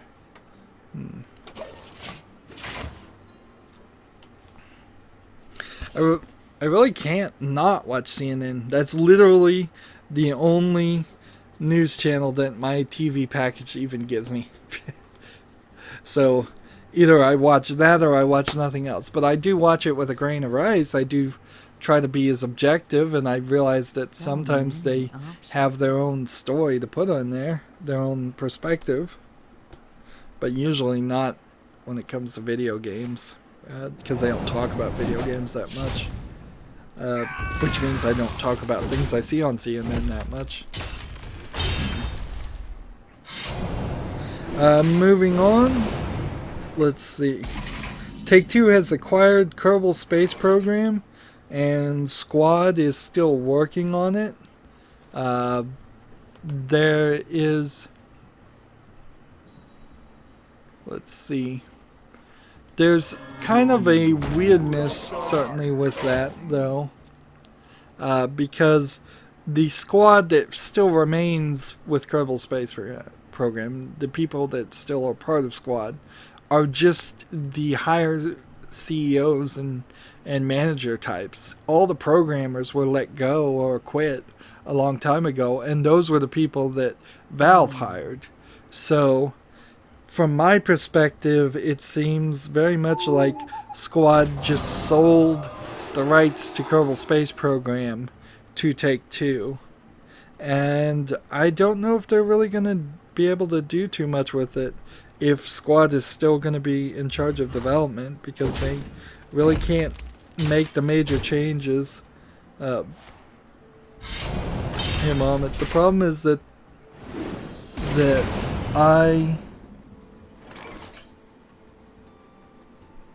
let me read this from my phone instead of this. The problem is that I saw what they are offering in the news about my country and about Islam on CNN. Well, let's see. Let's get to the core of this, Muhammad.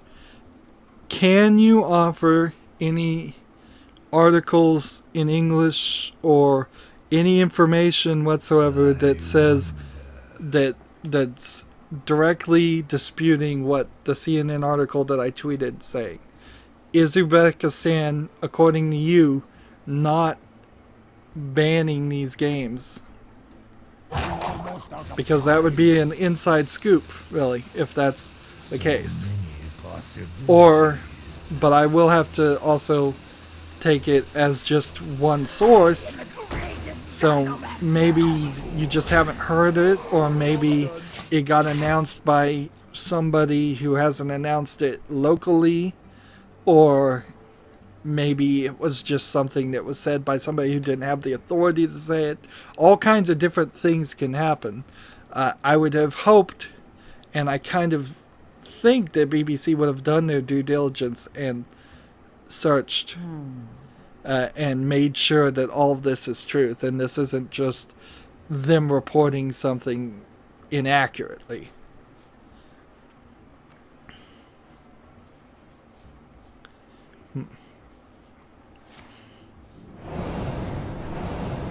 In a lot of ways, this article is probably most helpful for you, because it now allows you to find out if this is true or not, and if it is, what you need to do to possibly protect yourself and to stay within the law,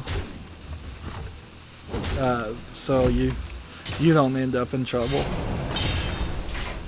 And like I said, it may be a very pointless gesture. It may never be enforced. Plenty of countries ban things. It's illegal in South Korea, for example, to chew gum, but people do it.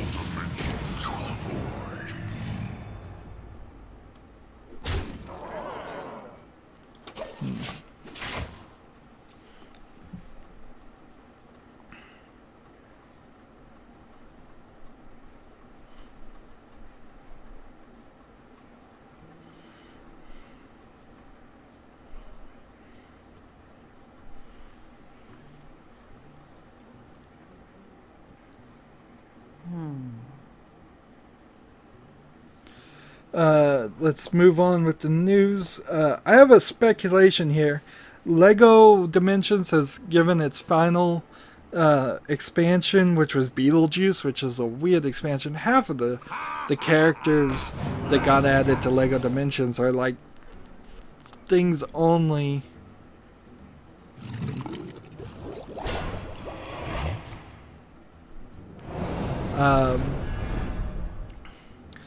It's weird that they would release Beetlejuice, but I kind of think it's not only the end of year 2 for LEGO Dimensions as far as getting more content and more collectibles to use for that Toys to Life thing. I suspect they won't do a year 3, but I could be very wrong. This is my own personal speculation.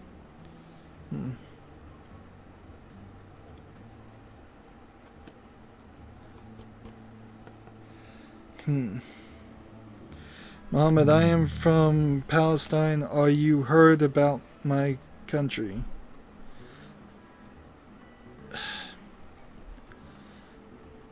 I've heard a little bit about it. None of that, though, really has anything to do with video games, and I'm a video game YouTuber,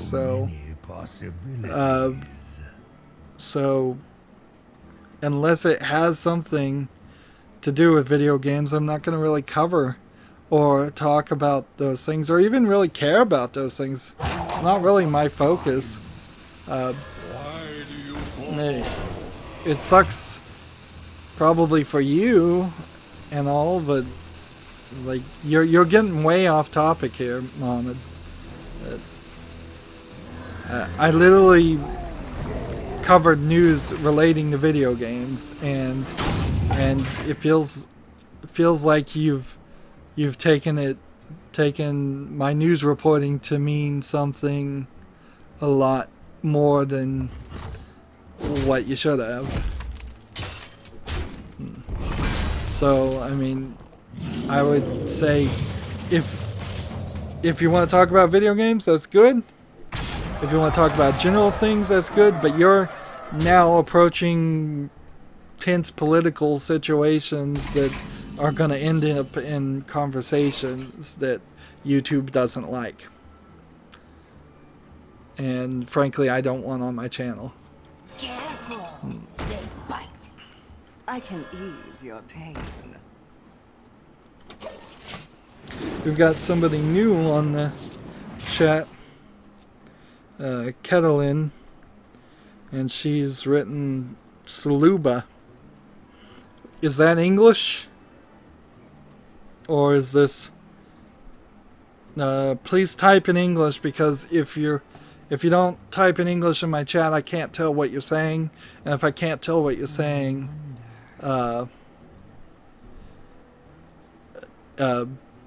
then I'll have to ban you. Because I can only read in English. It's a problem with YouTube in particular. They should be able to translate this. Kevin says your voice sounds like my liquid came from... I think I've got a troll here. Like, I think I've got a troll here. Yeah. Thank you, Mohammed, for understanding and that response. Get it out! Get it out!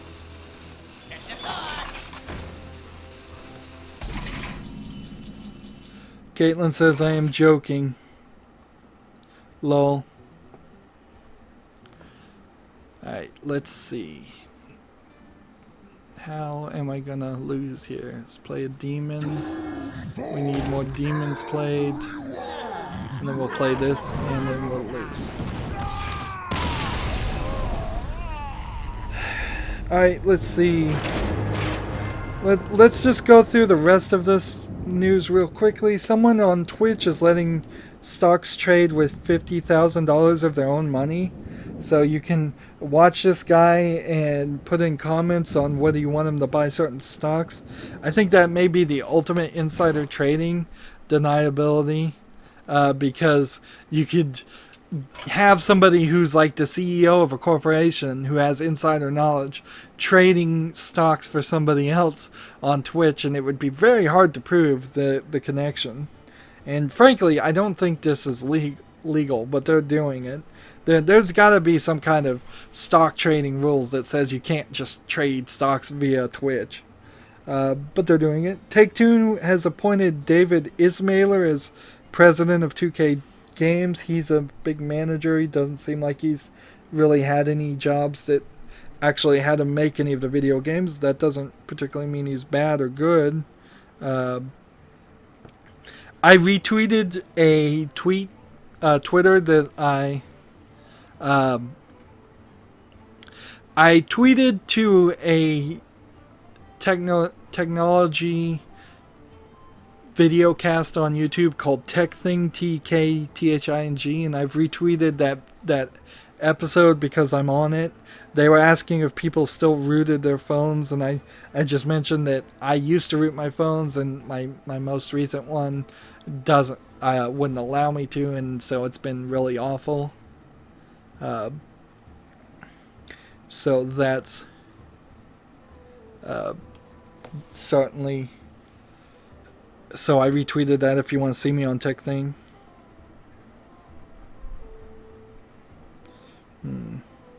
Caitlin, what's my favorite deck? I play Hunter and I used to play Pirate. My favorite deck is the deck that has Murlocs in it. So typically that is either the Shaman or the Paladin things. Whatever has Murlocs in it that I can get quick and easy victories in is my favorite deck. The one that wins. I'm trying to wrap up here. Let's see. Papers, Please is getting a short film. That'll probably be slightly interesting as long as it's short, as a short film adaptation. Microsoft has a bunch of VR headsets for Windows 10 that they're calling mixed reality. They're just VR with cameras in front of it.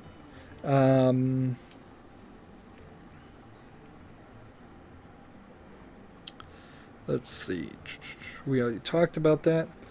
Rhyme, the game that we talked about 3 days ago. Their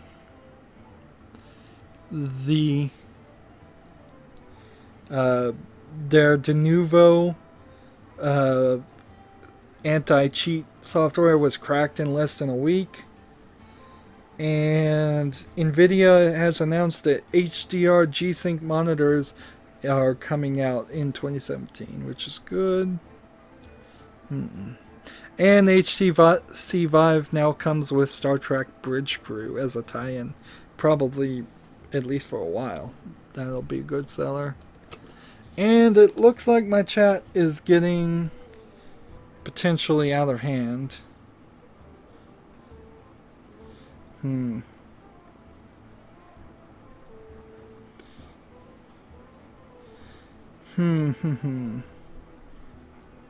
Yeah, it feels like I've got two people who are hot, so I would ask them both to take a little bit of a break and not post anything if they can't post something nice. Otherwise, I'm gonna have to ban you both, and I don't care who started it. Particularly since these are showing up on my videos now. Now, I'm going to continue streaming, but this is going to be the end of the recording, so if people want to friend me or play me, this will be the beginning of that, but I still have a lot of work that I need to do. Still waiting for that update where I can get daily quests done via friend play. That's it for this recording. As always, I ask you to like, share, subscribe, comment, and watch every second of my videos. If you want to friend or follow me on basically any social media sites, there's a whole bunch of links down below. Thank you for watching. Have a good evening.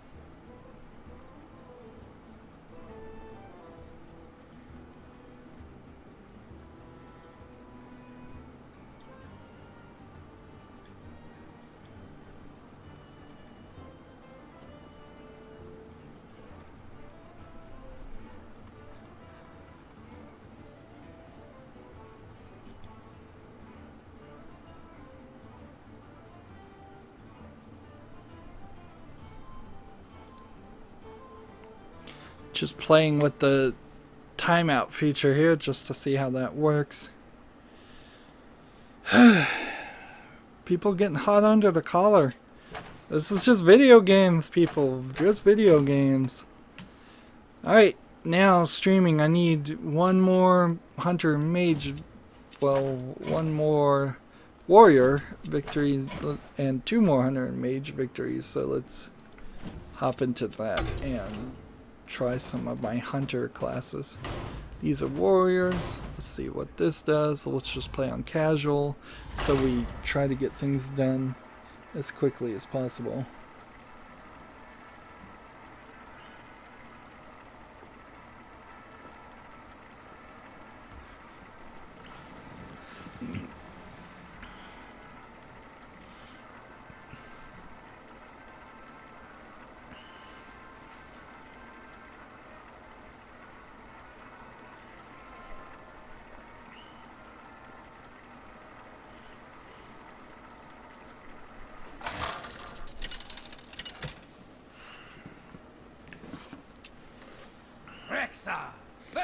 Kind of rushed through the news, of course. I always end up doing that. I guess I was inherently going to do that.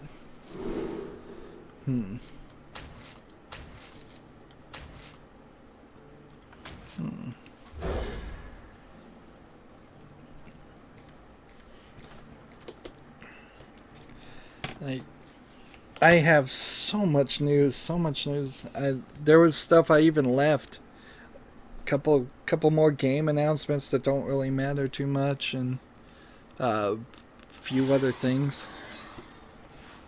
I suppose uploading and streaming and the audio and all of that, nobody's complained about that so far. Nobody said that the video quality is awful on uploading, even though I am streaming a 1080p video on top of this, and nobody's complained that the audio is twice as loud as it usually is, which I'll have to set that back when I finish up recording BioShock Infinite.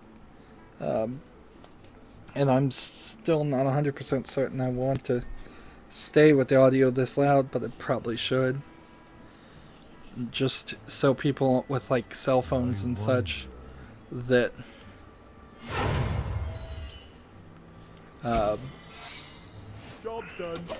that can't get that level of amplification can hear it better. I know personally, probably a little bit deaf, that my cell phone's never really as loud as I would like it to be.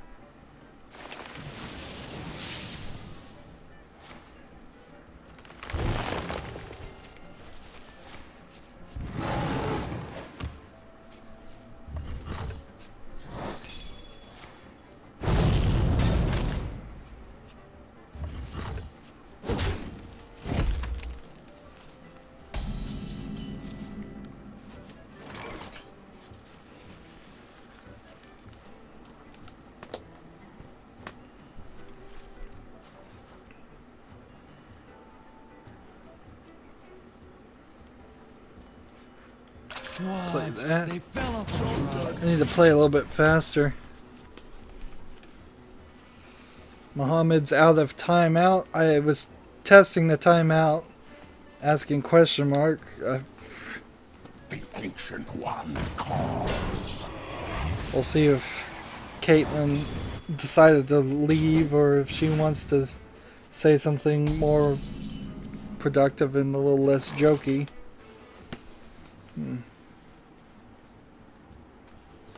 They must allow to do quest with the friends as well.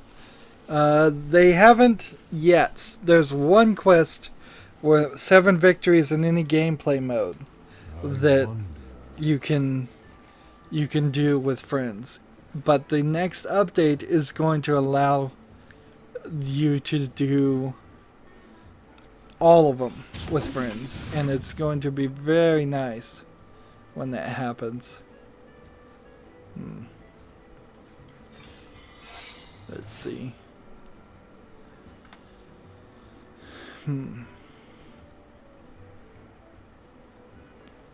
Let's see. I could attack this guy and then kill him, or I can wait for the freezing trap. Let's wait for the freezing trap.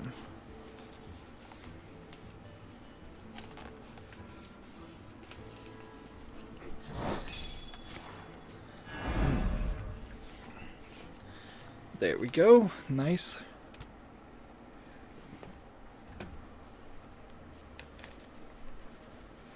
Cthulhu! Cthulhu! Cthulhu!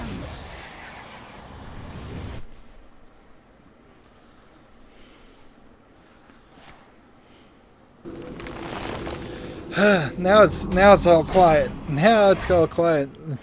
It ran through all the news, and this is probably how it's gonna be on the E3 stream for me. Is we'll just be listening to the audio of people talking about games, and they're probably gonna take like an hour to talk about one game, and a lot of times they'll spend 20 minutes talking about a few games that'll not even be interesting to anybody there.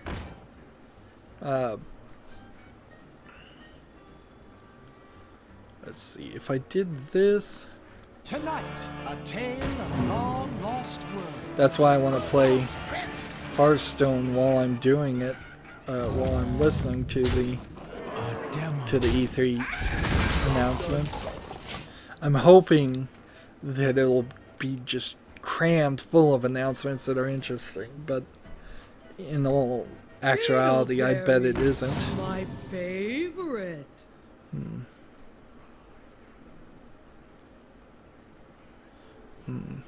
Ogre time!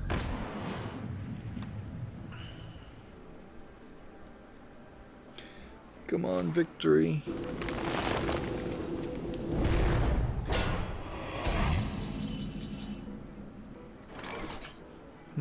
Give a random minion in your hand +2/+2. That won't work. Let's see. Attack. Attack. And then do this. And can we do this? And then we will kill this one. And that.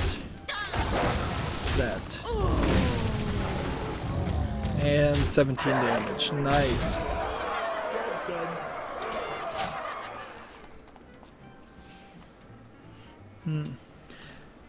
Muhammad, do you think the gamers will be cheating and just do the quest as quickly as possible? I will be cheating and doing the quest as quickly as possible. I can pretty much guarantee that. I don't think cheating is particularly the right word to it. We will be helping each other is what we will be doing. The worst part of Hearthstone, the part of Hearthstone that I don't enjoy, is the hours and hours it takes to get some of these daily quests done.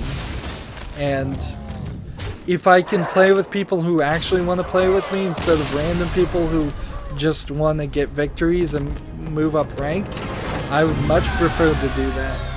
And I know Loki in particular loves to play with me all the time, and so he will be more than happy for me to use him to get my daily quest done, and I will be more than happy to let him get his daily quest done, and then we will all get more gold, and we will all get more cards, and we'll all have a much better experience. I would say because the update is going to make that the rule, the law of the land, it's not cheating. as long as the game lets us do it and we're not hacking the servers or anything like that, I think that's just what they intend for it to happen. But yeah, in personal, yes, I will be trying to get things done a lot quicker. We may very well find out with the new update that I'm halfway through news and we've already gotten all the daily quests done, which is great because then we can... It is slightly distracting having a second monitor. As I'm actually watching myself play Gwent right now. Here, we'll switch over here. This one should be the one where you can see The Witcher 3. I'm playing Gwent on one screen and Hearthstone on the other. Let's see.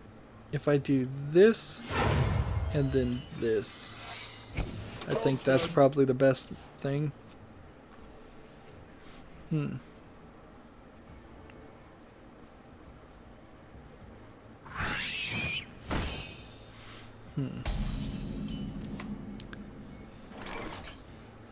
So whenever one of your minions is attacked, summon one snakes. So this should work. Job done. But actually I should have played this, but I couldn't play this because you can't have two of the same secrets.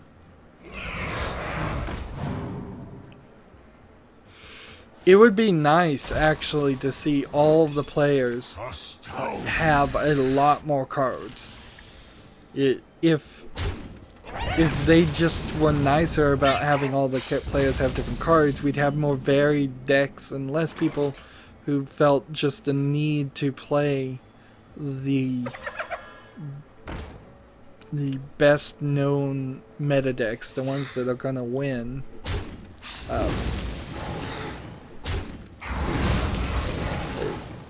If we got more variety here, we could have some more fun with it, I think.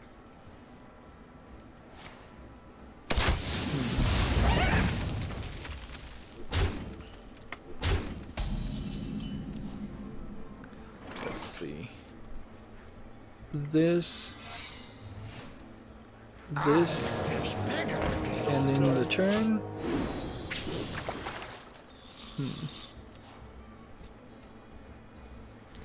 Let's hit 3 a couple times and see if the OBS actually transitions to itself from itself.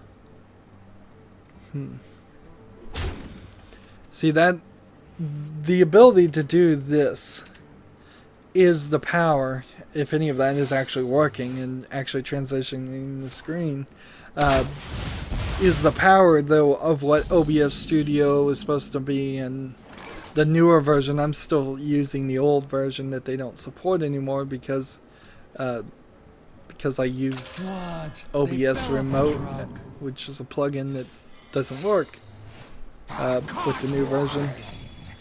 But yeah, I know there's a lot of things that I could have been doing. You don't really need it though.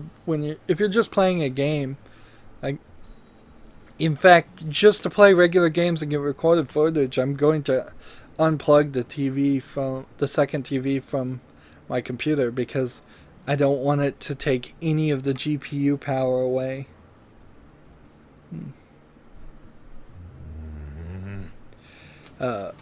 Do you think it is correct to waste real money to buying cards?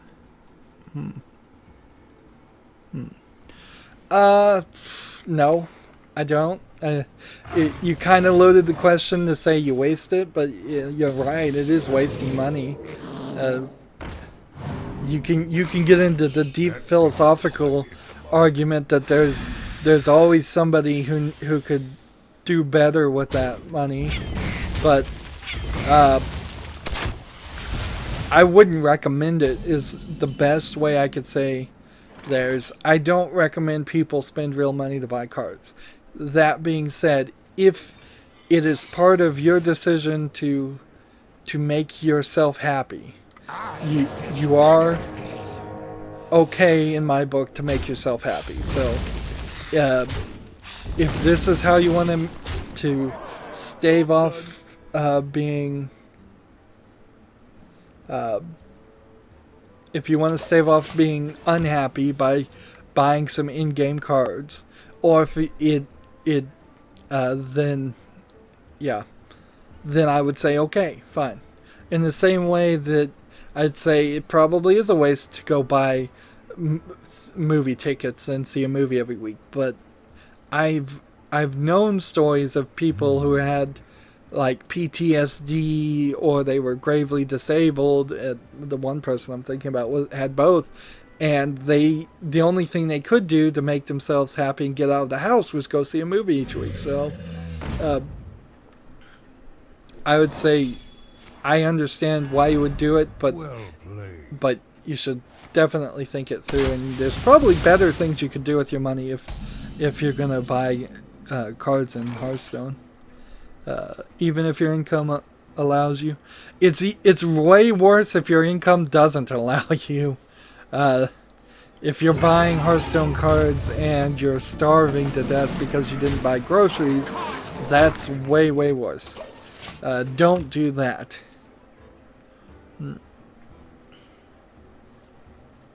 I would flip the script a little bit and say it's way worse that Blizzard has created the game in such a way that you kind of need to spend a lot of money to get a great experience on it. For a free-to-play game, and most free-to-play games are like this, they're greedy. Blizzard is greedy with the way it asks you to buy more and more things. And I would like to see them be more generous and give more cards to people. Let's see. I'm going to go ahead and play this. And this won't do anything. And this won't do much. So I'm going to end the turn.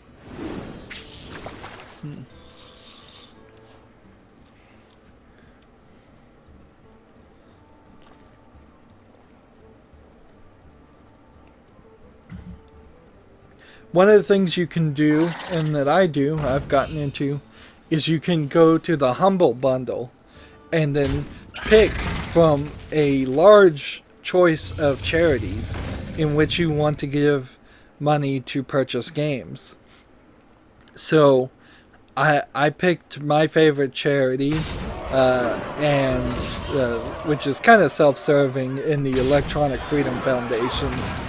Because they fight against like things that would hurt both the video game industry and YouTubers in some small parts. And so you also get to check how much of that money from the Humble Bundle that you're going to give goes to the charity, and how much goes to the developer, and how much goes to the maintainers of the site. And so you get to pick all that most of the time. Sometimes you don't get to pick.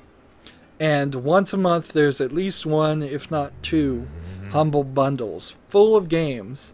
And if you look at it at the beginning of the month, you're talking somewhere between less than $5 to get maybe 4 or 5 random games, up to $15 or $20. Often there's 3 tiers, so if you just want to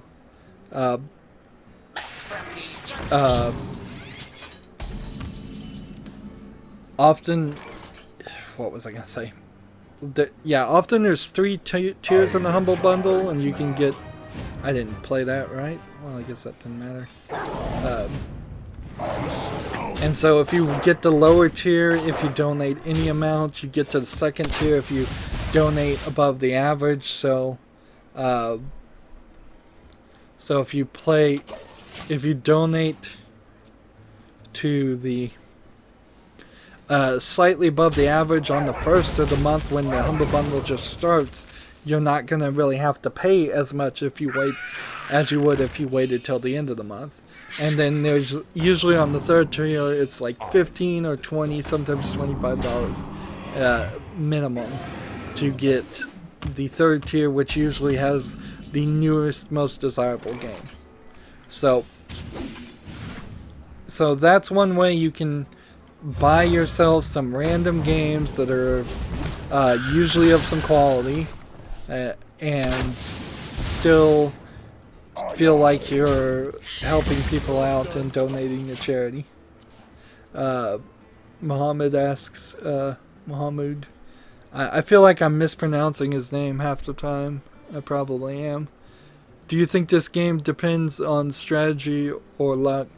It's far too close to 50-50 for anybody's liking. The people who aren't great at the game don't feel like there's enough random luck in it, like me. I would like a lot more luck. The people who want to play it at a esports champion level feel like there's way too much luck in it, and so they're not very happy either. At a certain point, it may very well just boil down to Blizzard having to take cards and have a random rule on the card and a non-random rule on the card, or just they'll probably do something like that by just banning random cards. Usually, though, most people don't play the random cards, so it's not as much about luck as it could be. Like it's hardly like Yu-Gi-Oh, where you could just draw 5 cards and win the game immediately. Deal 5 damage. Well, if I survive the next turn, that'd be amazing. If I would. Well played. Another loss. Let's keep going. Well, what are we working on here? Hunter, mage. Let's go back to mage.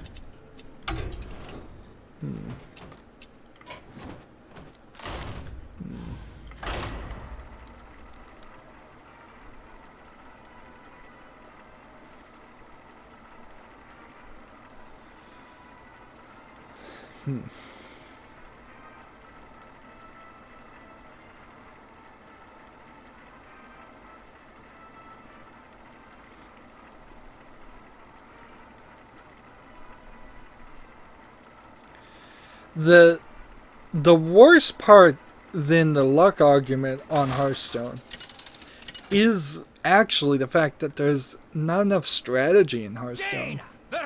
Like, you have things like the Murloc strategy where you can have 30 Murloc cards, but they're very general. It's things like give all Murlocs +1 health, or all Murlocs +1 attack, or all Murlocs Divine Shield. It's never anything incredibly complicated, like you must summon a Murloc by this name who has a 1 attack and 1 health.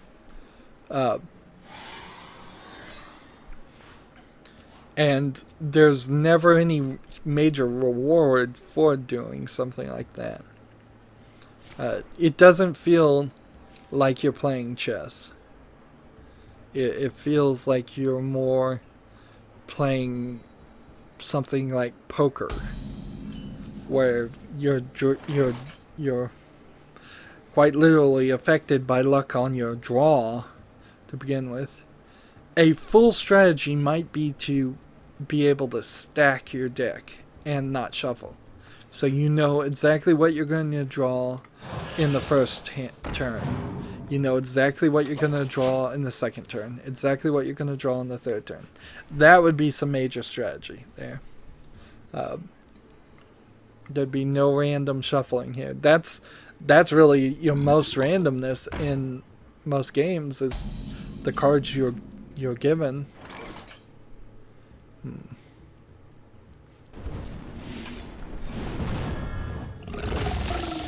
Let's see. attack here. If you played an elemental last turn, add a flame geyser to your hand. Let's see. I guess I need to end this turn.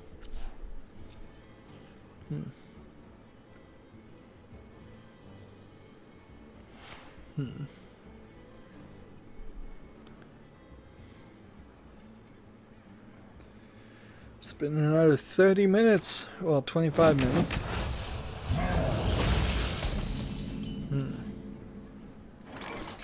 Deal 1 damage to all enemy minions. Can I do that and play this? Yes, I can. So we'll do this. Can I light your fire? And then this. And then this. Job's And done. in return, let's go ahead. Just restart my timer so I know.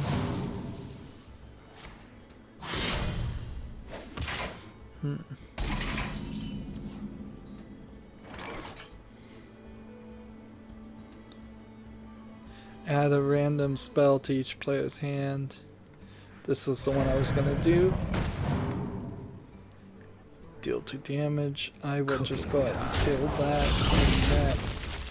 Job's And done. move forward.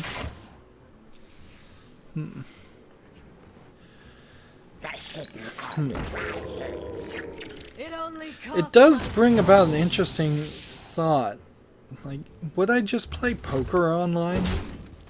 I would never play poker online for money, because I simply couldn't afford it and wouldn't succeed that way. I'd cost myself a lot of money.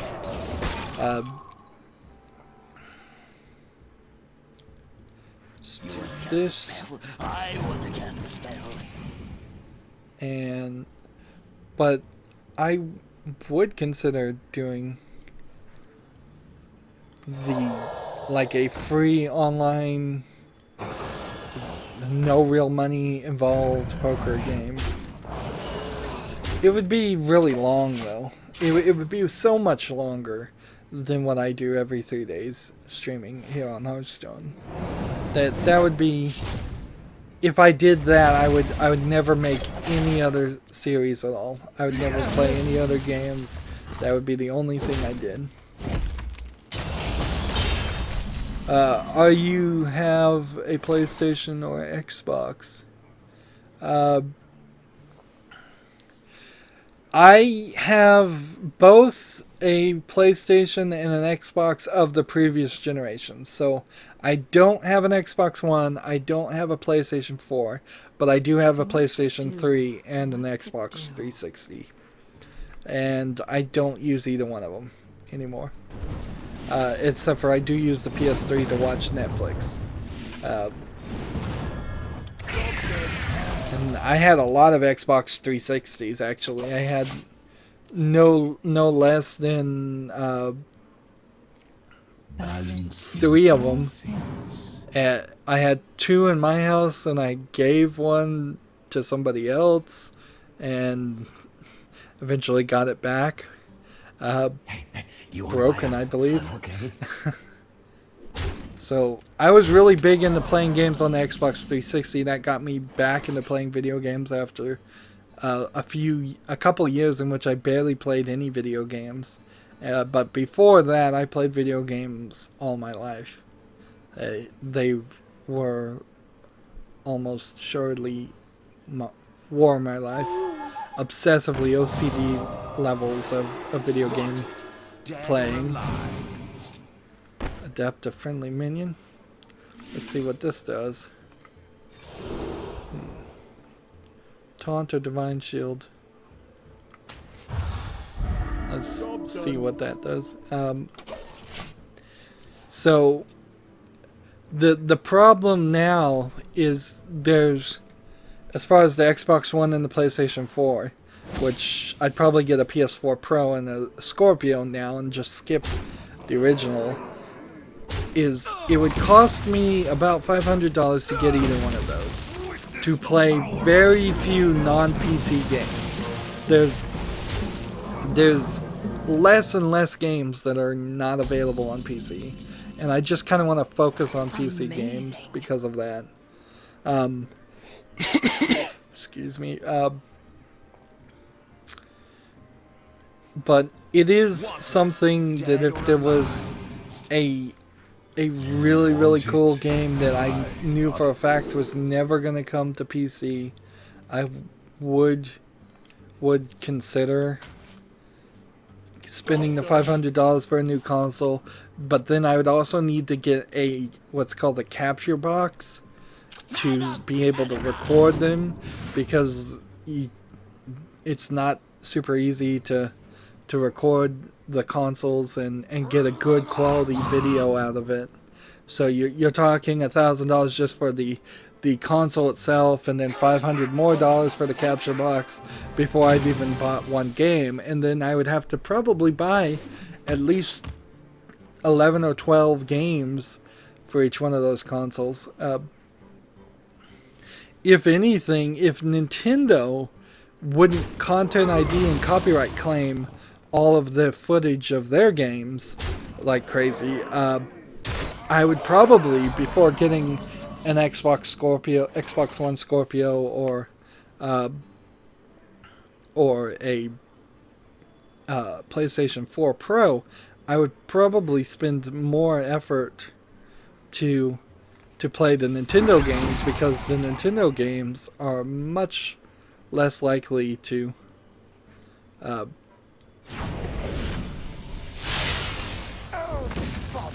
ever come out to PC. Yeah, that's almost assuredly never going to happen. Oh, I could have killed this guy. Oh well.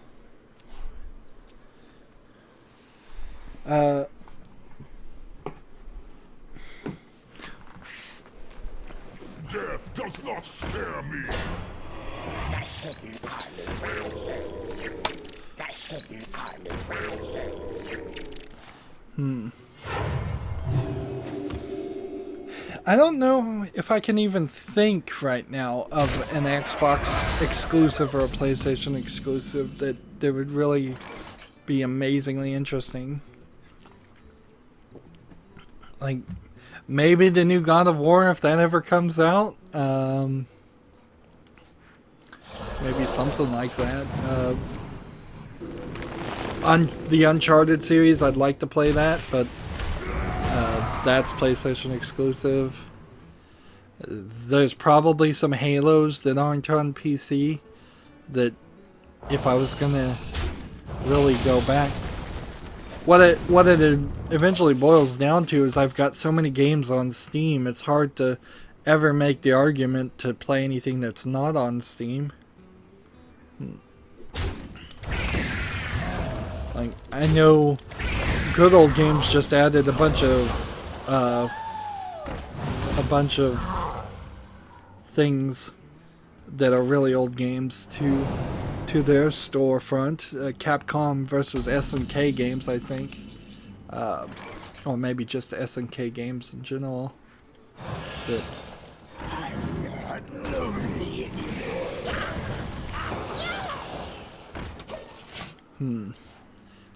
But I don't think I'd ever go play those games. There is this decay as I'm here watching the Witcher 3 footage and how good it looks.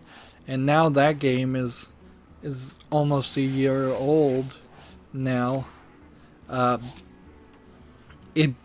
As newer and better looking games come out, it becomes harder to make that decision to play an old game, something that doesn't look as good.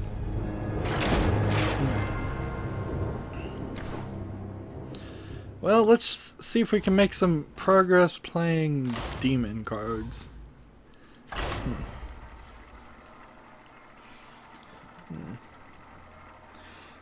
There is a slight downside from having spent so much money on buying 3+ Xbox 360s.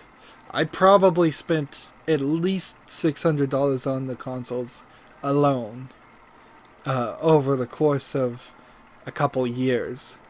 And I almost certainly spent another $300 on games and controllers and things.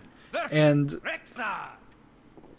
now they kind of Your soul shall don't be have as mine. much value as I would have liked. They didn't really retain their value, particularly since the Xbox One and the PlayStation 4 have had a heavy push to have backwards compatible versions of games just show up in the libraries of people who bought them before. Having the actual discs is becoming less necessary. Job's done. There goes my coin. And I really wish I could go back and play the DLC on Witcher 3. And I need to figure out a way to schedule that. Like, when there's DLC for a major game that I really enjoyed, I need to figure out how can I go back, or what's the right way to go back and play the DLC. Because I haven't been able to find a good time to do it with the Talos Principle. I haven't been able to find a good time to do it with the Witcher 3. And it kind of sucks. Is Loki on here? Loki is away for 7 hours. I must have caught him on the one day. The one day he isn't playing Hearthstone. Hey, give me that! Now. Job's done.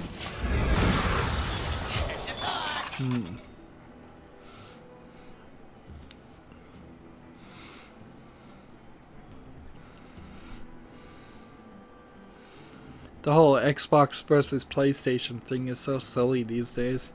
It's nowhere as intense as it felt when it was the Nintendo versus Sega days. And I got into a lot of those arguments and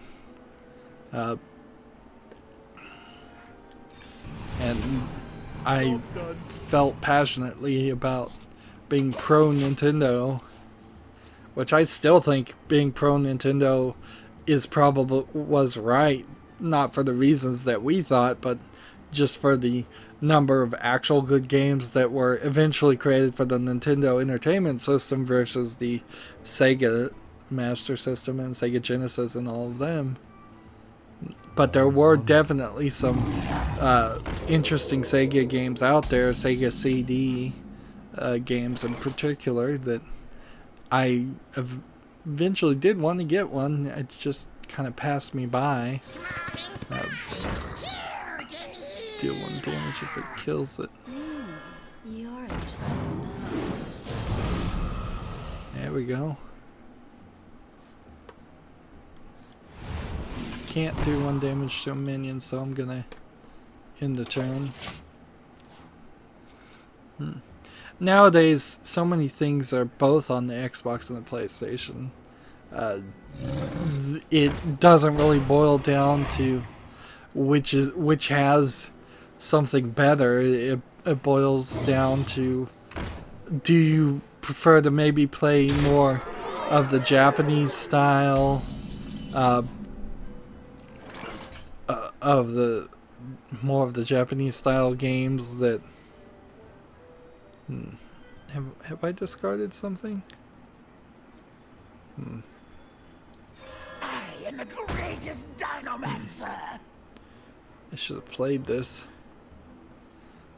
So do you want more of a Western style focus with things like Halo on the Xbox, or do you want more of the Japanese style things like Persona or Final Fantasy on the PlayStation? And that's probably the best reason why you'd pick one. There is a better reason though. It's also where your friends are. When I originally got the Xbox 360, I had a lot of friends that were playing the 360 at the time too, although we all had different schedules, so we never really played each other anyways. And that was one of the major disappointments on it, is that I was paying for a monthly online service to try to play with these people, and it never could get our schedules aligned in any way. Let's go ahead and do that. Do this. See what that does.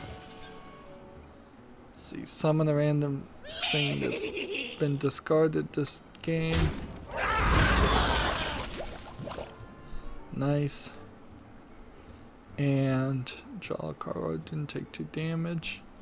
Here we go! As the master wishes. Let's play this in the turn. Why is this one not gaining attack? That doesn't make any sense. Do I think that violence in games affect children negatively? Muhammad, you're giving me like every single question. All right. Some children, absolutely. Any violence depicted or entering the mind of some children, they won't be able to handle it. Depending on the age of the child, some things are always appropriate and some things aren't. There are even adults out there who do not have the mental capacity to handle some things of violence. That's why we have things like PTSD is a condition you can get not from very little things all the way up to very big things. So it's not just people who see tragic, horrible things at war that get PTSD. There are people out there that get PTSD just because they stubbed their toe or they lost their dog or something like that. It's when it comes to the mind, it's all very personal and very individual.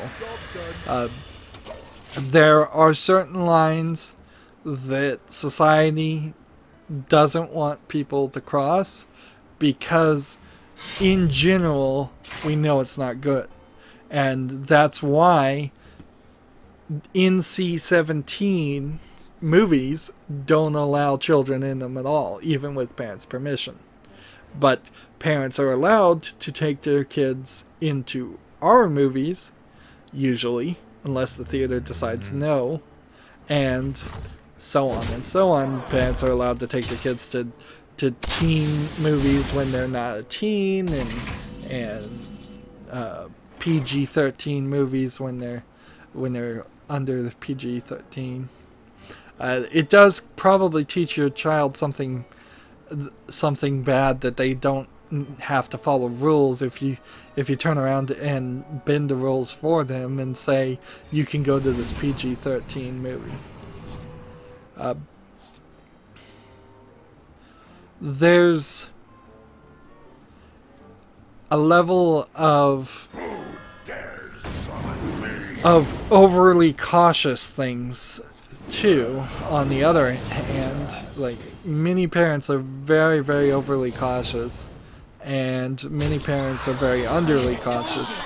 And one of the least agreed upon things in general is raising children, and this is probably the core root of what's wrong with all societies today, is that there's literally no agreement between two parents in any society as far as how to raise a child.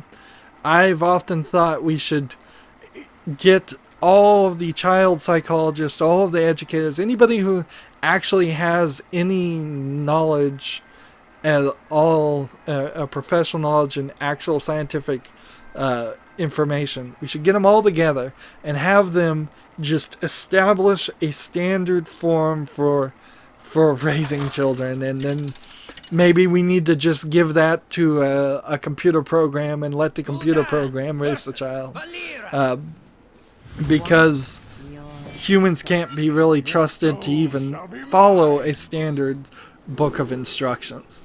I know a long time ago they tried to write a lot of different books on how to raise children in the United States and in the West, and by modern standards, if you followed any of those instructions, you would be arrested for child abuse, almost certainly.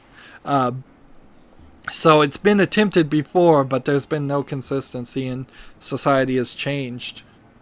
I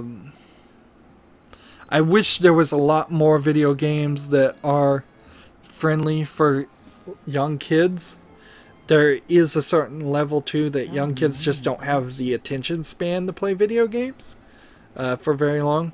So I think they're fine when they're doing something like Angry Birds or short little cell phone games, and I imagine that's where we're going to go with the next generation, is that there's going to be a lot of kids that grew up playing mobile games until they were about pre-teen age, and then eventually they'll want to play the bigger console PC games, probably console games for them, and they'll be, the vast majority of them will be fine to handle that. I personally played a lot of games that were mature rated, even when I was way too young to actually be playing them, and I don't think it did anything that overall negatively affected me. If anything, it allowed me to get a sneak peek on what adult entertainment and adult life is about, and start to think about how adults act and entertain themselves a little bit earlier. What do you think about the VR glasses? They're all too expensive, and they're not going to really come to anything at this point. There's the Samsung Galaxy VR glasses are on sale used on Amazon.com right now, and they originally were $80, and people are selling them for like used refurbished models for $20, and I still don't think they're worth it. The more expensive glasses like the Oculus Rift and the HTC Vive, now it's just not gonna work. One of the things that they've completely not considered is that in Japan and Asian countries in particular, there's no square footage. So you can't have a 10-foot by 10-foot room dedicated to walking around. Do you have the Galaxy VR? Or do you have a different set of VR glasses? Like, yeah, in Japan you're not gonna have a 10-foot by 10-foot room where you can walk around and use them. So they just didn't think beyond the United States way of building houses, where we have tons of free space and we love to use it. I am the courageous Dinomancer. There's so much free space that's mostly just sitting around doing nothing. In the United States, lots of forests, lots of deserts. I have the Gear VR and a few applications. Yeah, the only thing I really want to even play with the Gear VR is for maybe a little bit of YouTube 360 and Netflix. I just want to be able to put it on my head and watch Netflix. But mostly I just want to play with it, and that is the problem, he says. Yeah, the Galaxy VR, if it wasn't the fact that it has only one USB style of connectors, it would succeed a little bit better. If it had the ability to just switch out from the USB Type-C, no, not Type-C, but the micro USB connector that is on it for the Samsung Galaxy S7 and S6, if that could be switched out to a USB-C for the S8, and it would work with many other phones, then it would be a lot more adaptable. And that's what the Google Cardboard is supposed to be, but it's not really succeeding greatly either. It's hard to get the Google Cardboards. Mind if I roll knee? Let's see. Death Rattle, draw a card. Let's go ahead and... I'll find it. Job's done. kill this guy. There we go.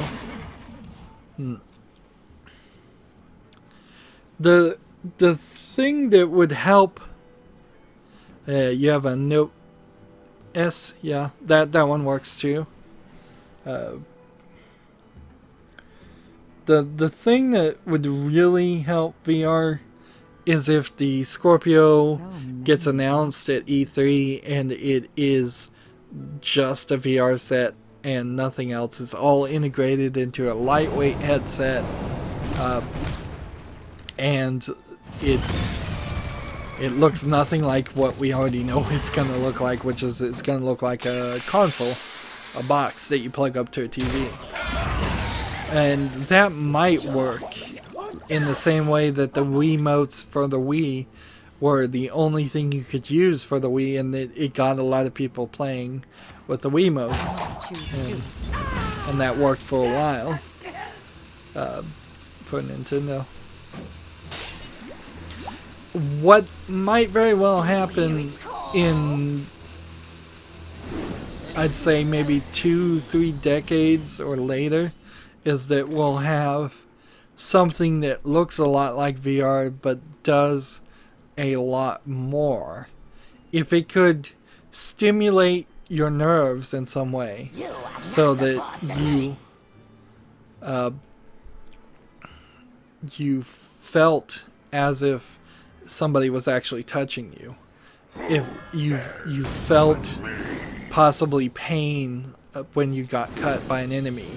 If it felt like you were actually there, then something like that might be more interesting. If it could do smell, if it could do better surround sound, if it could make it indistinguishable from reality, that would be something. But right now what VR is you pay $600 and you put this heavy thing that makes your head sweat immediately over your eyes, and doesn't work with certain people with certain glasses, and it doesn't work with certain people with certain astigmatisms of the eye and such and things like that, eye problems. It makes a significant number of people sick if the game or the application's not programmed right. There's just so many first generation bugs in VR right now, and almost all the games that have been made don't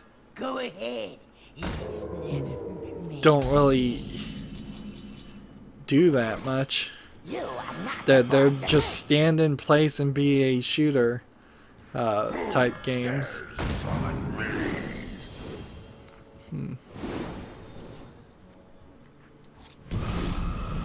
You are not the boss of me. Let's go and play this. Attack here. Job's done. Hopefully by the time I'm done with this game, I'll be done with playing Warlock cards. Feels like I've been playing a lot of them. Hopefully that's the actual quest I'm supposed to be doing. I think it is. That would really suck. Wasn't the Note S the one that No, that was the Note 7, wasn't it? Yeah, the Note 7 was the one that kept having battery problems. Let's play this. You're in trouble. This. You're in trouble now.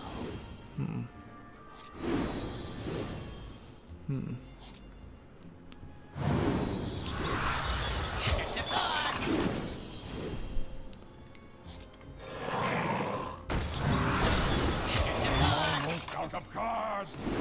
I'm out of cards. I'm about to lose.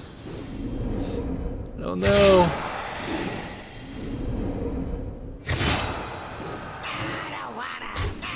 If I'm not careful, I'm gonna lose. I can deal 4 damage and take a fatigue. And what would be my next fatigue level? Almost out of time. I'm just gonna leave it.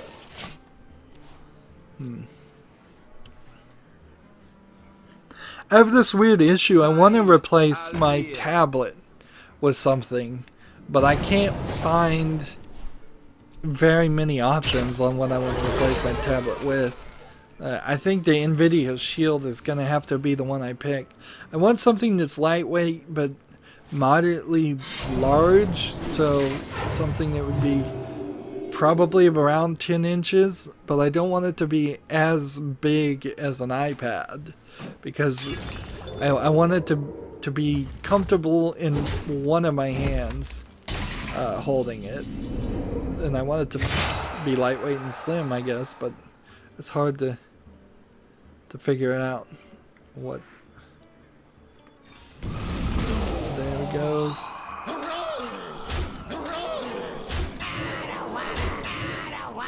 As the master wishes. I have 2 more damage.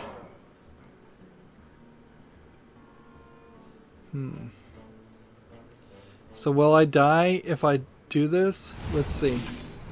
Let's risk it. 4, 5. It's a tie. We died. What a way to end the game. Alright, finally, one of the daily quests is done. Let's try one warrior game. Can I play any of the warrior card games? Let's see. Taunt. We'll try to play some ranked with the Taunt Attack Beast deck.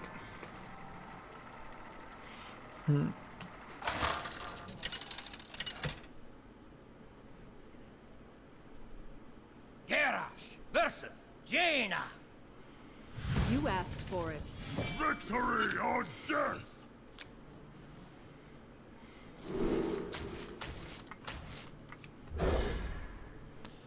Well, I just need to win here.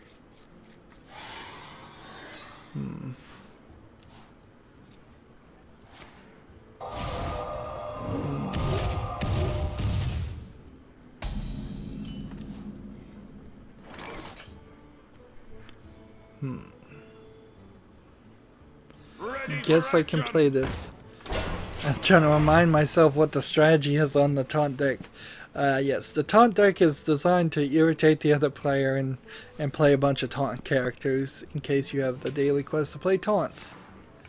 And he will spend a lot of spells as a mage and a lot of effort in general to try to defeat one character, only to turn around and find another character ready to replace it. And then I can armor up to even irritate him even more.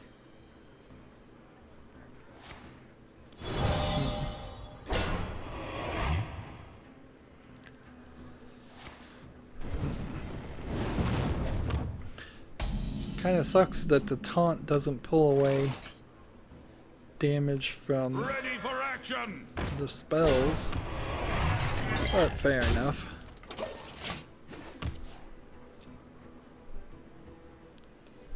This may be a quick thing. I was looking at so I've gotten into looking at a bunch of gadgets for Arduino and electronics projects, and one of the things that they have is for people that have like server equipment, or say you have in my case I have a router that's on the other side of my house, and it's a long walk just to reset it. And so what you can get is a few of these power strips that have a SIM card in them, and you call the power strip, and if it's good, then whenever it gets a call from a specific phone number, it'll just hang up when you call them, but it will reset the power strip, so whatever's plugged into it gets reset, which is very helpful. It's mostly for people that when it becomes necessary to do that. And so I was looking at one of those, and I've been trying to find one, and they just released one that will use GSM SIM cards, which all seems great until I look up in the United States, and they're getting rid of all the GSM, which is what 2G is. Or 3G, I'm not even sure. I think it's 2G. So they're phasing out all of the satellite, the cell phone transmissions on that. So even if I was to buy that thing, the power strip, it wouldn't work in the United States. I imagine it will work in a bunch of people's. Hey, we've got a new person on the chat. Walters. Hey, Rydo, how are you? I added in game. My English is very bad, sorry. I add in the game. So did you send me a friend request? I guess you did. I'm still working on daily quests right now, if you wanna. So it'll be a while before I could play anybody. In fact, just to be honest, we've been going so long in this stream that I'm gonna, if anybody wants to play me, it's gonna be like one game and that's it per person. Right? I guess that's the fairest way I can do it, is after the daily quests, if you want to play me, let me know in the chat and I'll send you a friendly request.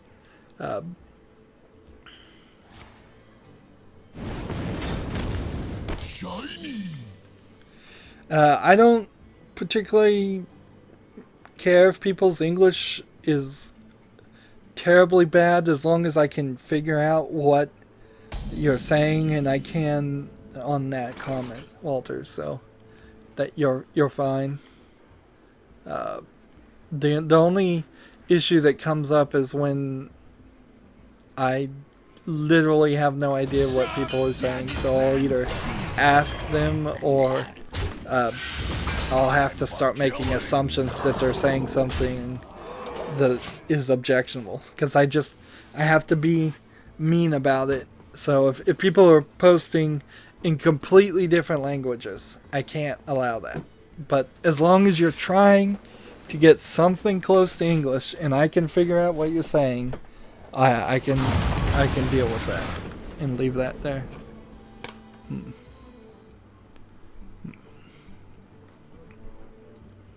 And again, that's a problem with YouTube. If YouTube's chat just translated things like Twitter does, it would be so much more helpful.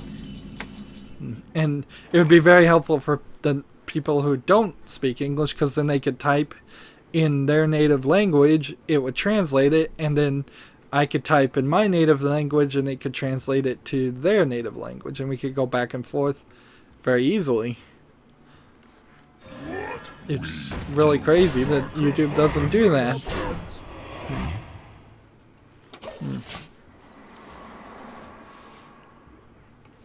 I have had thoughts on trying to correct people's typing, but that's a pointless venture on the internet.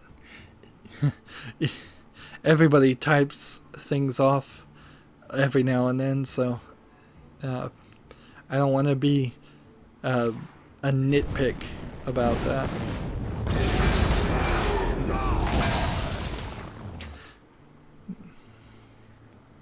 I'm looking at a scene from Witcher 3. I don't even remember playing this part.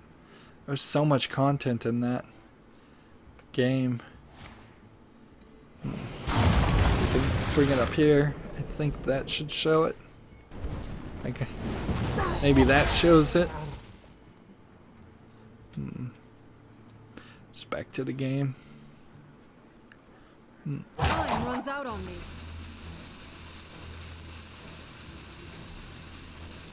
I am surprised that my internet has stood this test pretty well. I guess that goes to say that my download is fine. It's the upload that's a problem. I can download and stream a video while playing Hearthstone online while streaming up to YouTube, and it seems like there isn't really a major difference in the experience. Or at least nobody's complained so far. Nobody said anything about the video quality being bad. Nobody said anything about the audio being twice as loud as it normally is on my streams. So I guess that's fine. For me, on my side of the setup, everything sounds exactly the same. I just changed a setting to double the audio of everything else.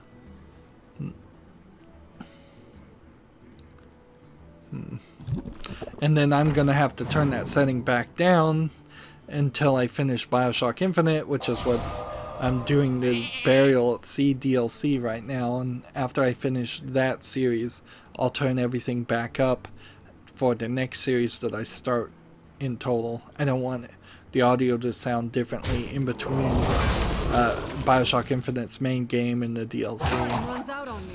because people will complain about that. Or they might, at least. Do this and this. And attack. And attack here. And then the turn.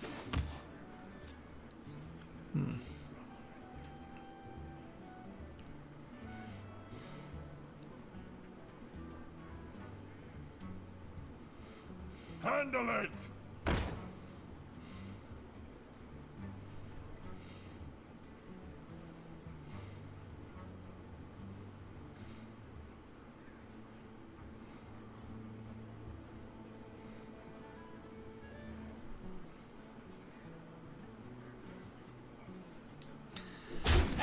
Come on, just give me the victory. Just let me win, game. Just let me win. There's only so many hours in the day.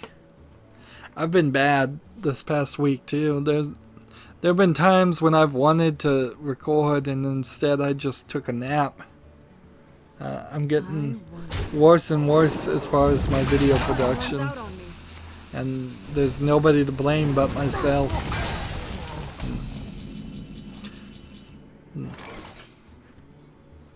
Let's do this,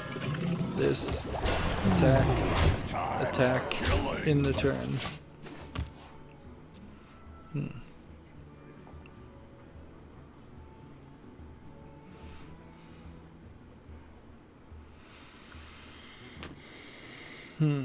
Handle it!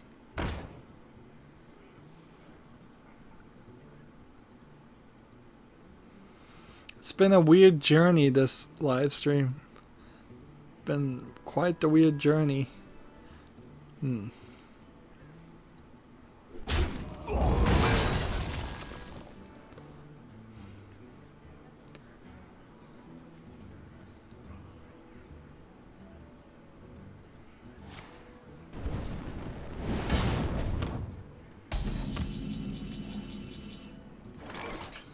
Let's see. If I play this and then copy the attack and defense, do I want a 3-8 or do I want a 1-11?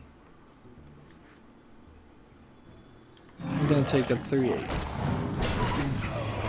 And then attack. And then attack. Then in the turn.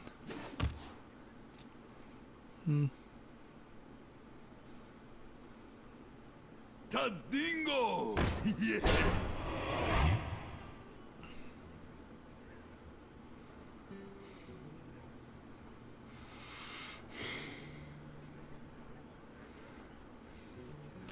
Come on, just let me do 8 more damage. This is what makes a taunt deck unattractive to me. Is I may very well win here, but it's going to be a victory via attrition. Just having to drag it out to the 15th or 16th turn. I don't even know how many turns there actually were there. So now I need only one hunter mage. Can I play anything that is hunter in standard? Yes, I can. So I'll try this. So we can try to get our standard rank up to rank 20. There is a chance while I'm covering E3 that we go high in the rank. Yeah, I don't. Unless people want to play me, which they will get priority, certainly. If nobody's around, I'm just going to play ranked and see if I can win. The light shall bring victory. And frankly, I might be slightly less distracted, but probably not. I'll probably be even more distracted trying to take notes from what's being said at E3 while playing Hearthstone, while also following along with the chat and possibly doing other things that probably is not going to work very well. Job's done.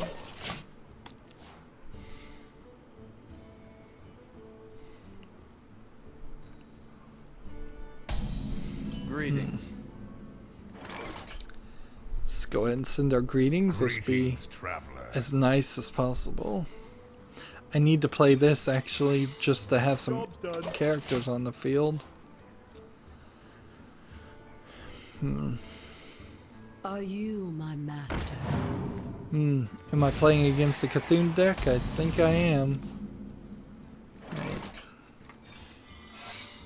I'll play the freezing trap since I have 2 of them.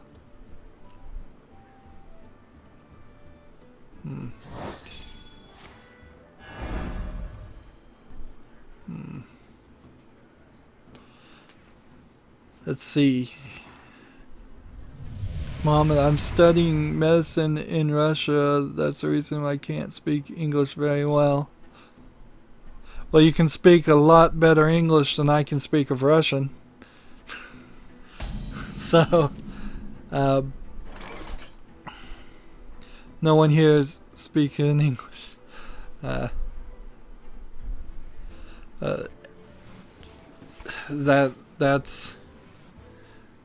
That's certainly understandable. What are you studying in medicine? Are you studying to be a general practitioner or a specialist? Job's done.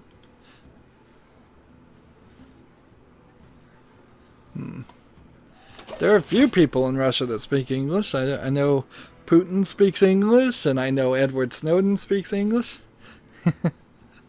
Are you my master? I'm pretty sure they've got a couple of them, but I know Russia is also a huge place, so I doubt I get that.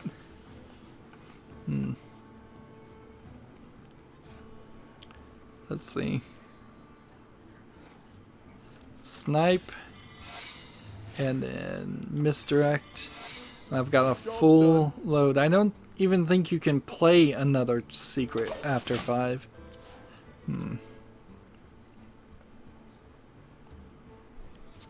One of the things I think is kind of sucks, and it's part of the problem of the United States healthcare system, is that we don't really accept very many people's accreditations or their training as doctors from other countries. Now, it's a flip of the coin whether that's the right thing to do or not, but there are a lot of people who go to prestigious colleges outside the United States, and they're doctors in like their country, and then they come to the United States and they become taxi drivers, and their accreditations don't mean anything. Their PhDs don't mean anything. And in some countries, like, maybe that's the right thing because we actually have some provable science that says that they hand out diplomas too easily there, and they didn't get the right kind of training to be to the United States standards. And in some countries, I think they probably do have the training, and they could bring them in and have them work as doctors. And if there's one thing that I think everybody needs is more doctors, because there's way too few of them and way too many sick people everywhere, and it would be nice to have doctors who could spend more of their time on patients and not typically do what they do, which is run in, diagnose you in less than 5 minutes, and then run out the door.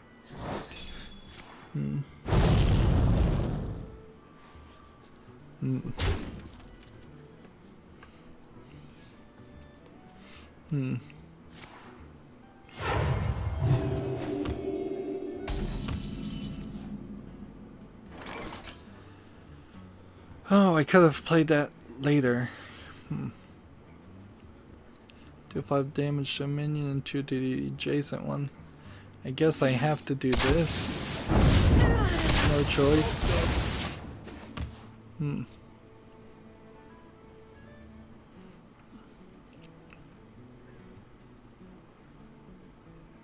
I feast. General medicine, I am in the 5th year. So, if you're in a 5th year residency, is that what it is called? Yeah. Out of, what, a 6-year residency? Or do you go for the full 8 years, like a PhD?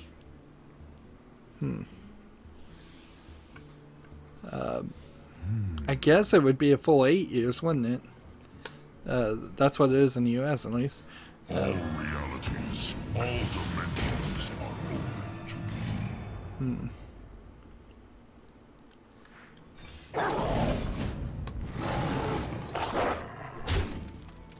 Job's done. I don't think I could put up with people enough to be a doctor. I think that would be very irritating for me, and very gross. I'm a little germophobic. Although, there's this German TV show that's on YouTube that they had a few years back where a coroner records himself doing an autopsy, a diagnostic autopsy on cadavers, and it was very interesting to watch him dissect this human body and show all the different parts of the organs in a way that you usually don't get to see. Normally, in just a general education, if you're not going towards taking anatomy or biology classes, you see just little 2D pictures of what the internal body looks like, and it's usually more of an artistic depiction than an actual representation. I don't know the name of it, but so I don't know how you'd find it, but there was quite a few episodes that was rather interesting to watch. Yeah, I don't think I'm gonna win here. Let's see. I study 6 years, and next I will be study 4 years for pediatric. Oh, so 6 years for general medicine, and then another 4 years for a pediatric specialty. That's cool.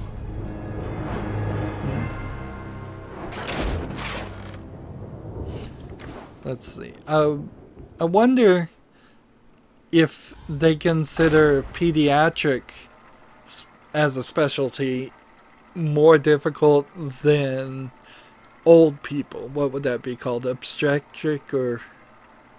I don't know what the term is for old people. Geriatric, I guess.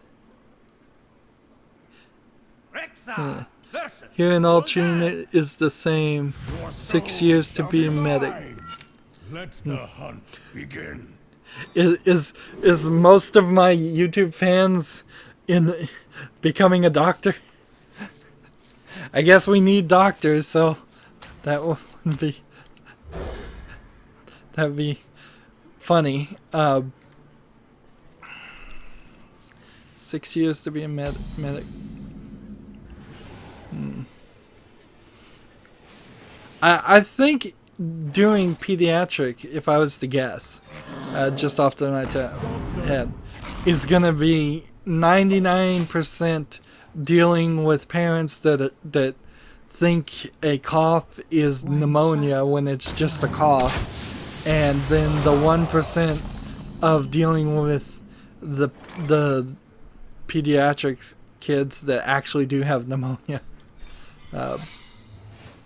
I guess it depends on where you're doing your service too, though, I guess, because in the United States children are generally healthy as long as we don't do something silly like not vaccinate them or something. But if you are doing pediatric medicine, I suppose in Africa or the poorest parts of Africa, they probably have a lot more malnutrition and similar issues. So I guess it all depends. I hope you like my invention.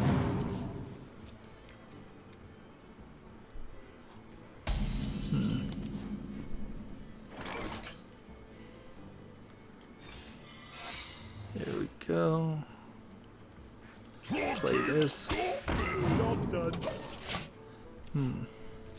I don't think, well, I kind of know, but yeah, I don't think I would have made it 6 years through anything. I barely made it 6 years through elementary school. Too much of doing these and focusing on the same thing. That's why I play video games. You finish a video game usually and you can forget all about it after a few months. You don't have to you don't have to constantly remember things and re-reference it.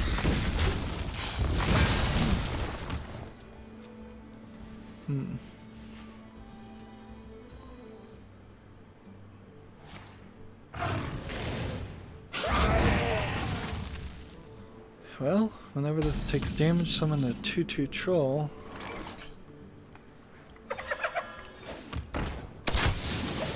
Can I actually... Let's see. So Muhammad says, yes, I want to go there for help them in the Congo. Well, that's a very noble desire. I hope you succeed. Tazdingo! Yes!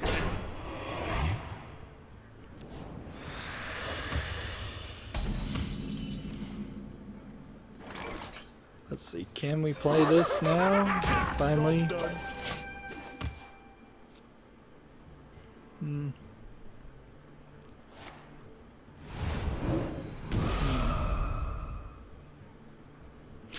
This is a slightly unrelated story, but I once got yelled at because I was working a job with a guy that I got to know and I liked him very much, and he had just a few weeks earlier come from Africa to the United States, and he was working with me, and So somebody called him an African American. And I go, well, technically, he's just an African. And everybody all got quiet and yelled at me. And I'm like, and then he finally spoke up and he goes, no, he's right. I am from Africa. Like, they thought I was saying something mean to him or something. And I'm like, no, I'm just being technically accurate. Like, he was working on his citizenship to immigrate to the United States, and he would have been an African American then, I guess. But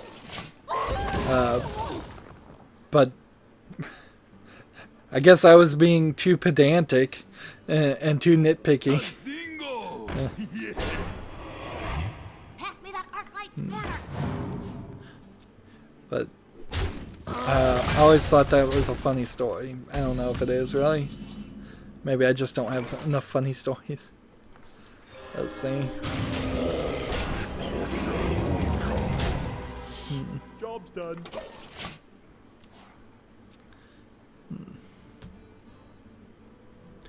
I like to call myself a United Statesian as a joke, since we don't really have anything to call ourselves.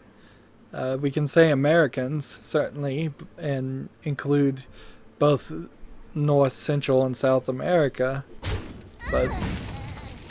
But we don't have something like Canadians that I know of, where if you're from Canada, you say you're a Canadian.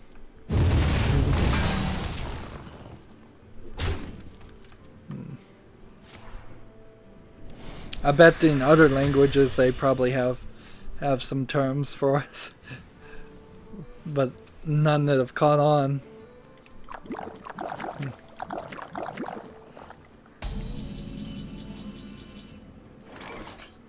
Time is money, friend. No looks. Don't think I played that right. Maybe I can win here.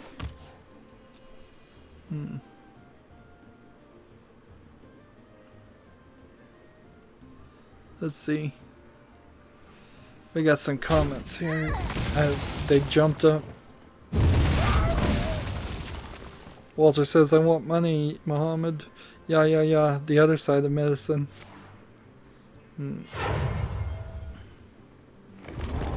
Yep.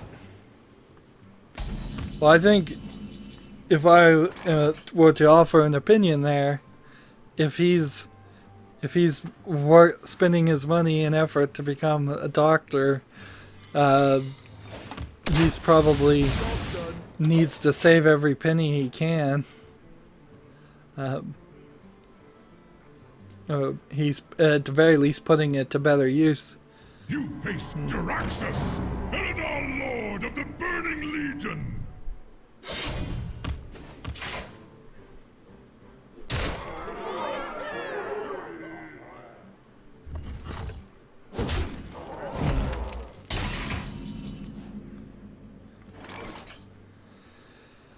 Deal 5 damage. On. He's gonna do this to me. Is this explosive trap? No. If I had explosive trap, I could potentially have won. But I don't think so, even there.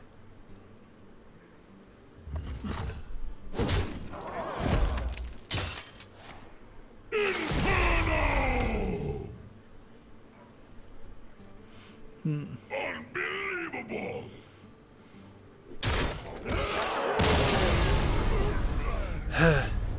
Well, let's see.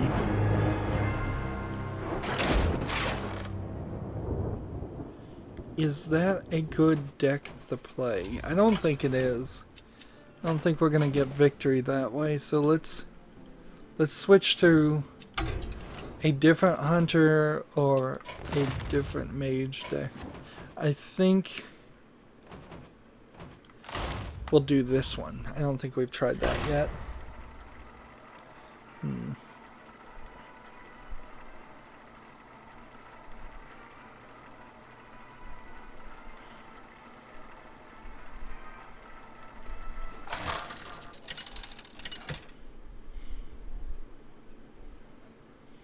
Rexar versus Anduin.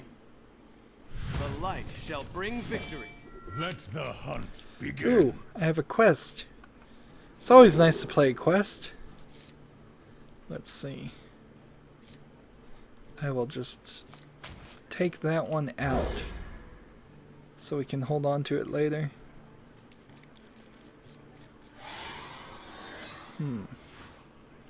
I didn't get the full story, but it sounds like the Supreme Court in the United States just sided with some patent lawyers to, in a way that medicine might not be as expensive in a few years. Hopefully in the United States, that would be nice. That would actually be rather wonderful.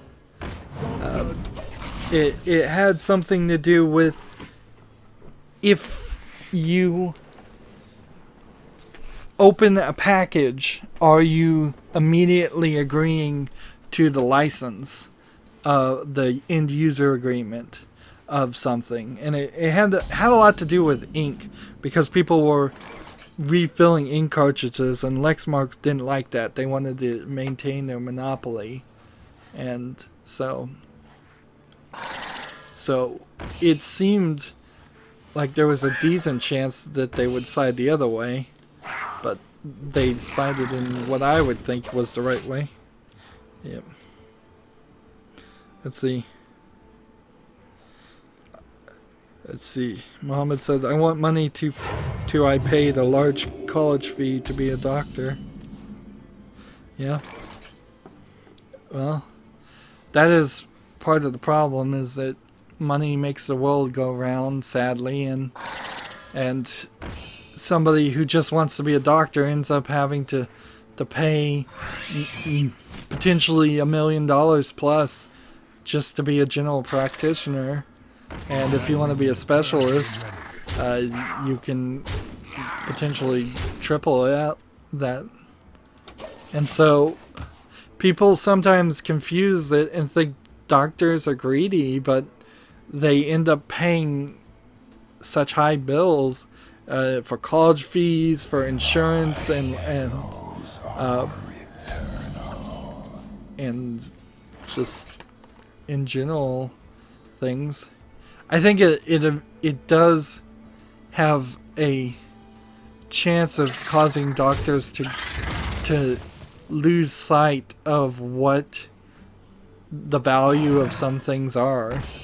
They sometimes seem to think that a couple $1,000s is nothing to a lot of their patients that is an incredibly large amount of money.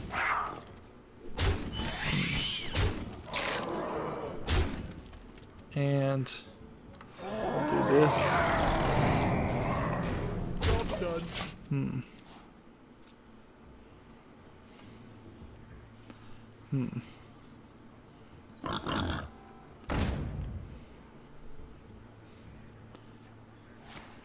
I think I might win this one, but it's far too early to be calling it. Lovely water going on over here. Just on The Witcher 3. Ash to ash. Man, that game is good. I was in danger of playing Witcher 3 for potentially the rest of my life. Let's go ahead and play this. And do this. This, and this. I too want money, but not that much, honestly. Well played. Every time I've had money, it has never come without a high caveat of taking up a lot of my time and making me unhappy. So I want enough money to live on and have a comfortable life, certainly, but I don't feel like I need a fancy car or a collection of fancy cars or things like that. Like, I need a house, but it doesn't have to be $1 million mansion. Things. I just want to live moderately and within my means these days.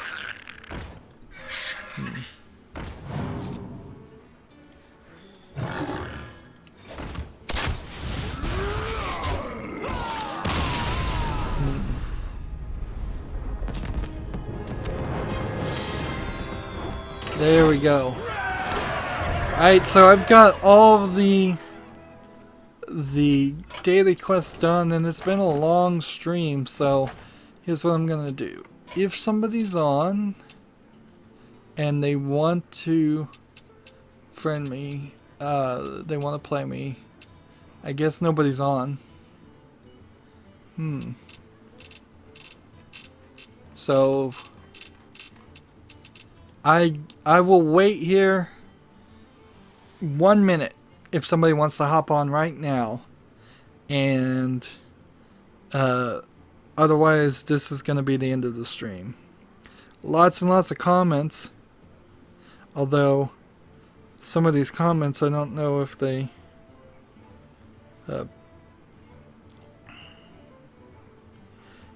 it's weird how this went. I timed out 2 people for 300 seconds, and then it deleted the message, and then apparently you can just view the deleted message by clicking on it once the timeout ended.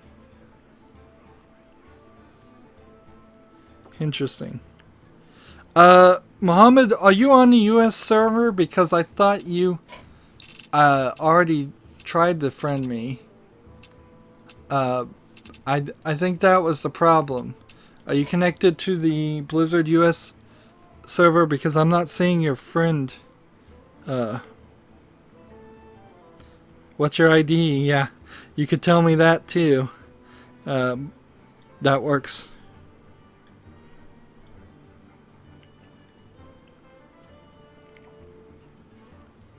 Because I only play on the US server, and that's, I think, what's going on.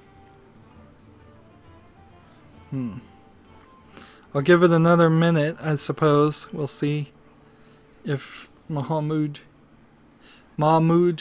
I am mispronouncing this all the way, am I not? I'm so bad. Alright. I'm so ignorant. Alright. MAHMOOD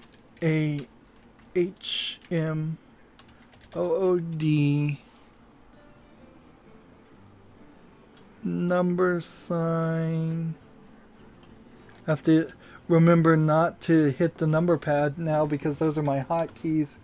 $. So I have to reach further because my 2230, and we'll enter friend request sent. So you'll have to accept it. Just go ahead and hit 3 just to make sure.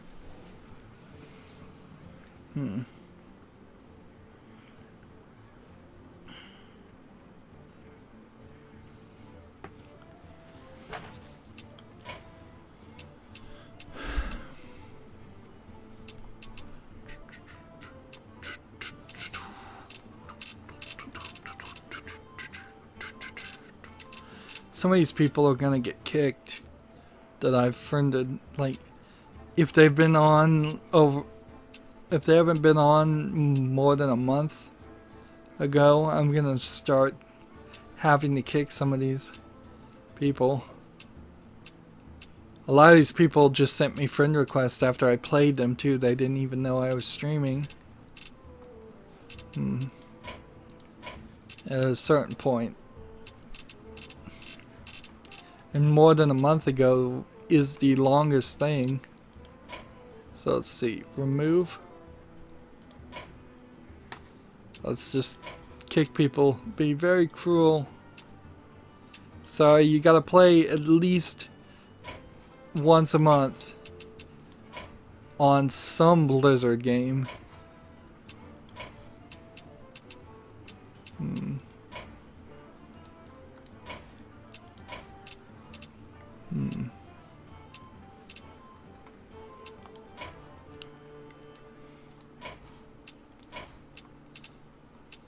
Make room for new people.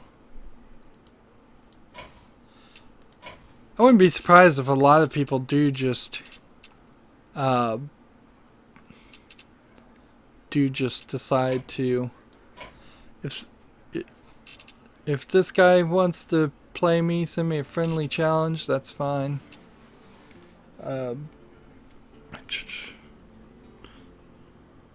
Yeah, you're on the Europer. I sent you, but it not work. Yeah. What you've got to do, Mohammed, is you've got to switch over to the US server, which I think you can do on the Blizzard launcher. Here, let me see if I can bring it up. By clicking in the top right and clicking... no, that's not it. There's a way you can do this. It's either...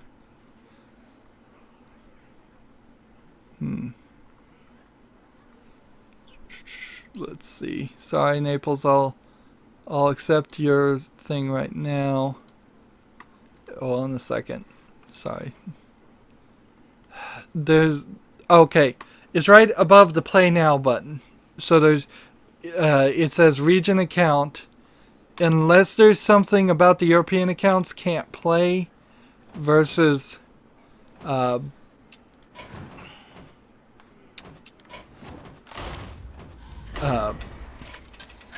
unless there's some reason that Europeans can't play on the America server, you need to exit out of Hearthstone, pull down that tab where it said right above the Play Now button on the Blizzard app, the Battle.net app, and pull that down to Americas. And if you click that, now that also means that your account is going to be brand new, so it may not even let you play. Yeah, sorry, Walter. I got distracted there.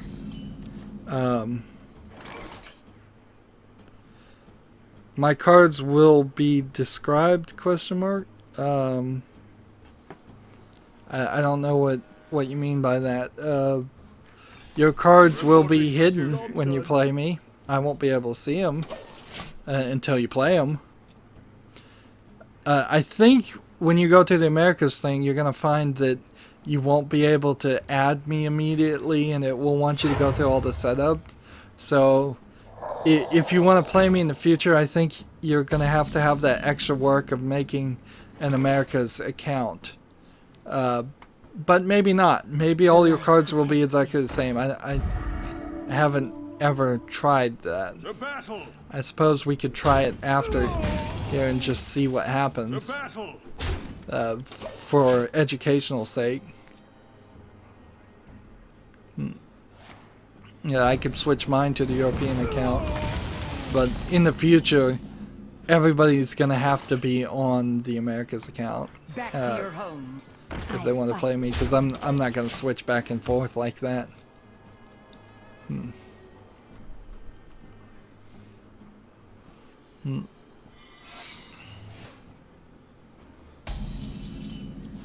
Now I'm playing Walter here as this is just a regular game, so Walter, if there's something you want to show off or do, let me know quickly, otherwise I'm just gonna try to defeat you in a fair game. Which Justice. I fight. might not to be him. Job's done. Let's see. Mohammed says, try and you will understand. Alright, I will try. I will. After this game, I'll exit out of Hearthstone and switch to the European and see what happens. Reporting for duty.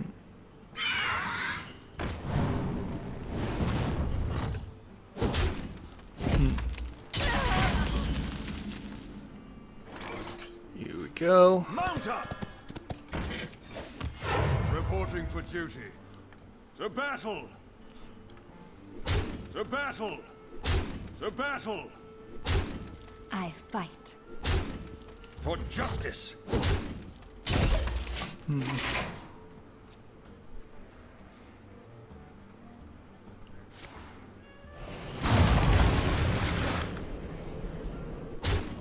It's 12 to 30. I think I've got Naples done. This is one of my better decks. I'm really growing to love this Silverhand Recruit deck. It has more of a strategy to it than a lot of other things. So let's do this. Glory to the Sindora. Back to your homes. And For justice! kill this. And end the turn. I think we can probably give it a couple of turns. Let's see if we can let Walter Naples Engaging TC-130 until dislocated. see if he had pulled my 12-12. That would have done something. Done something for him, certainly. Alright. So if I do this and then this. Well played. Reporting for duty.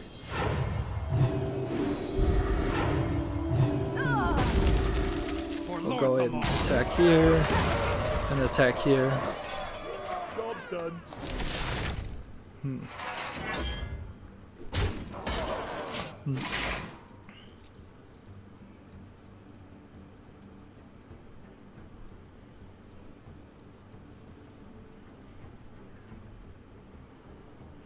Someday I'll be just like you.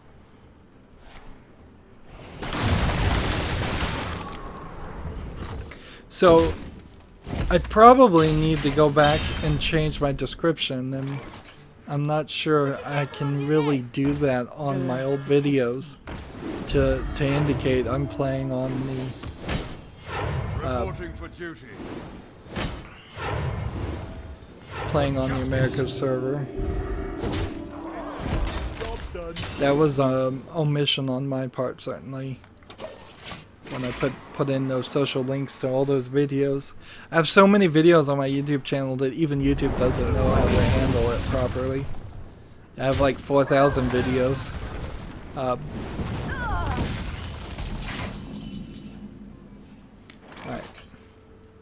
Put your faith in the light. Justice. The battle. Reporting for duty. It's nice. You can really overwhelm people this way. Even the polymorph's not really gonna save him. Well, that might save him. Maybe. Actually, no. That'll save him. And that'll save him for one more turn. There we go. You pay, I protect. Reporting for duty. The battle. This, The battle. this, this. End the turn.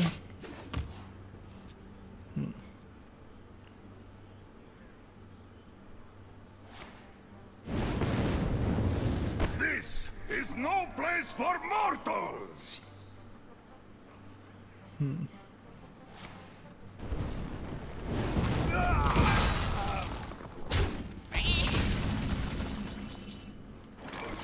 Should I summon 5 Silverhand recruits? No, I don't think it's battle. necessary. For justice. Reporting for duty. Reporting for duty. To battle. So can he save himself for one more turn? Or do 20 damage to me and win? Adapt to a charge. Well played.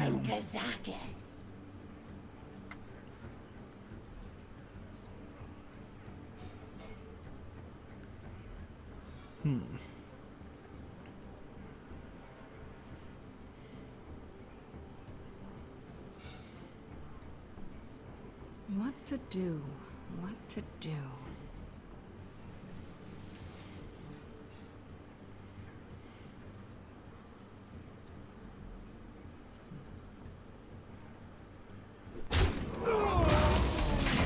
Well played. Alright. So I can The do battle. this. And then battle. this. And then play this. Reporting for duty. And To battle. I could do this. To battle. And this.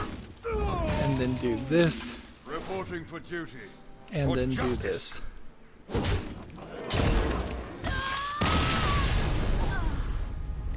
Good game, good game. Hey! I didn't know you had a challenger friend. Nice! An extra 80 gold. Wow, I'm making progress. Alright, now let's just exit out here and let's see what happens when I switch to Europe. Let's see. Not everything travels with you. When you switch regions, your game progress, including your characters, rankings, cards and rankings, don't go with you. It will also affect game data and purchases, friends, and patching. So, okay, I got it. Let's see what happens. So I think I'm gonna end up just having the most basic of basic things. Oh, so many European people have been trying to send me friend requests. Oh, wow.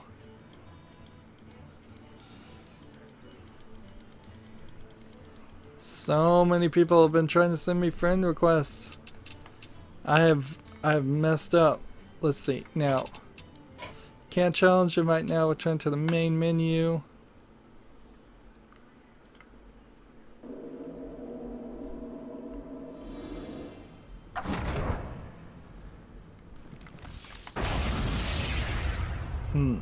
Oh, a new challenger. It's Jaina Proudmore, the maid. So yeah, I'm gonna have to go through all of this. Walter said it was a pleasure. Hey, how are you commenting? Elwyn, Hogger the Knoll. Gather round, let the battle begin. And see, I have to either win here or concede. Bring it on. This is interesting because this is the intro of all I need this. some minions to fight for me.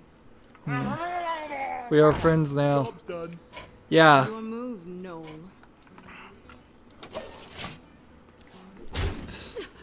Well, at least But you didn't play a the card last thing, maybe I'll do this during the E3 coverage. Maybe I'll grind through the European things. But then also there's another region too that I'd have to make. Another minion, just what I needed.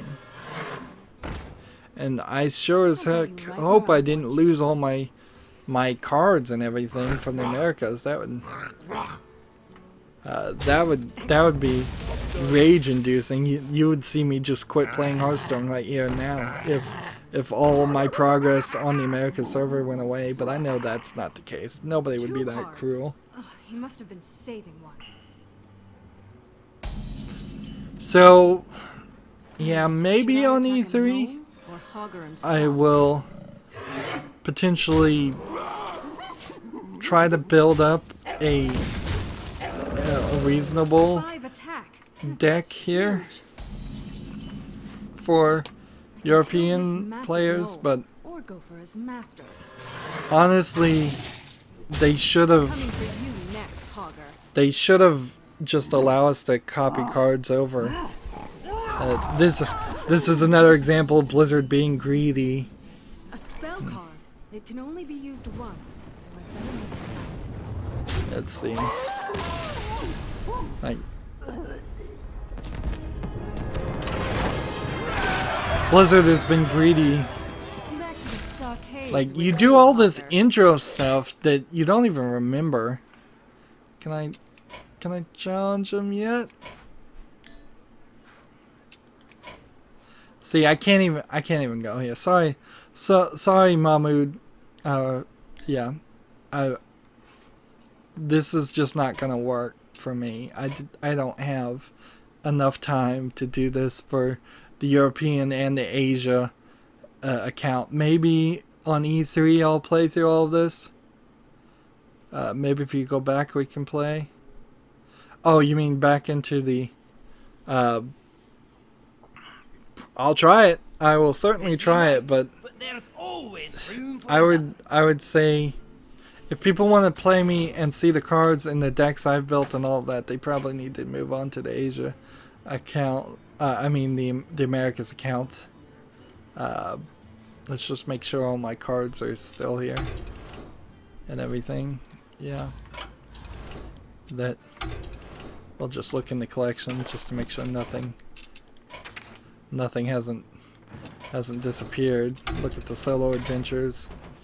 Yeah, they're all there. Alright. Yeah, I'll try it, but if this doesn't work, and I suspect it won't, I'm gonna have to, as the YouTuber, just say people are gonna have to make a secondary account, and if they want to play me, and I should have put that down. And you see, no, it's just click to start, put us back into this. So I'd have to play 1, 2, 3, 4, 5 tutorial things, and I think I'd have to play even more of that. Yeah, American, so sad. Yeah. This is 100% the fault of Blizzard. I mean, they should just have one region. But sorry, that's gonna be it for this stream. Sorry, Mahmood. Sorry, I really did want to play you. As always, I ask you to like, share, subscribe, comment, and watch every second of my videos. If you want to friend or follow me on basically any social media sites, there's a whole bunch of links down below. Thank you for watching. Have a good evening.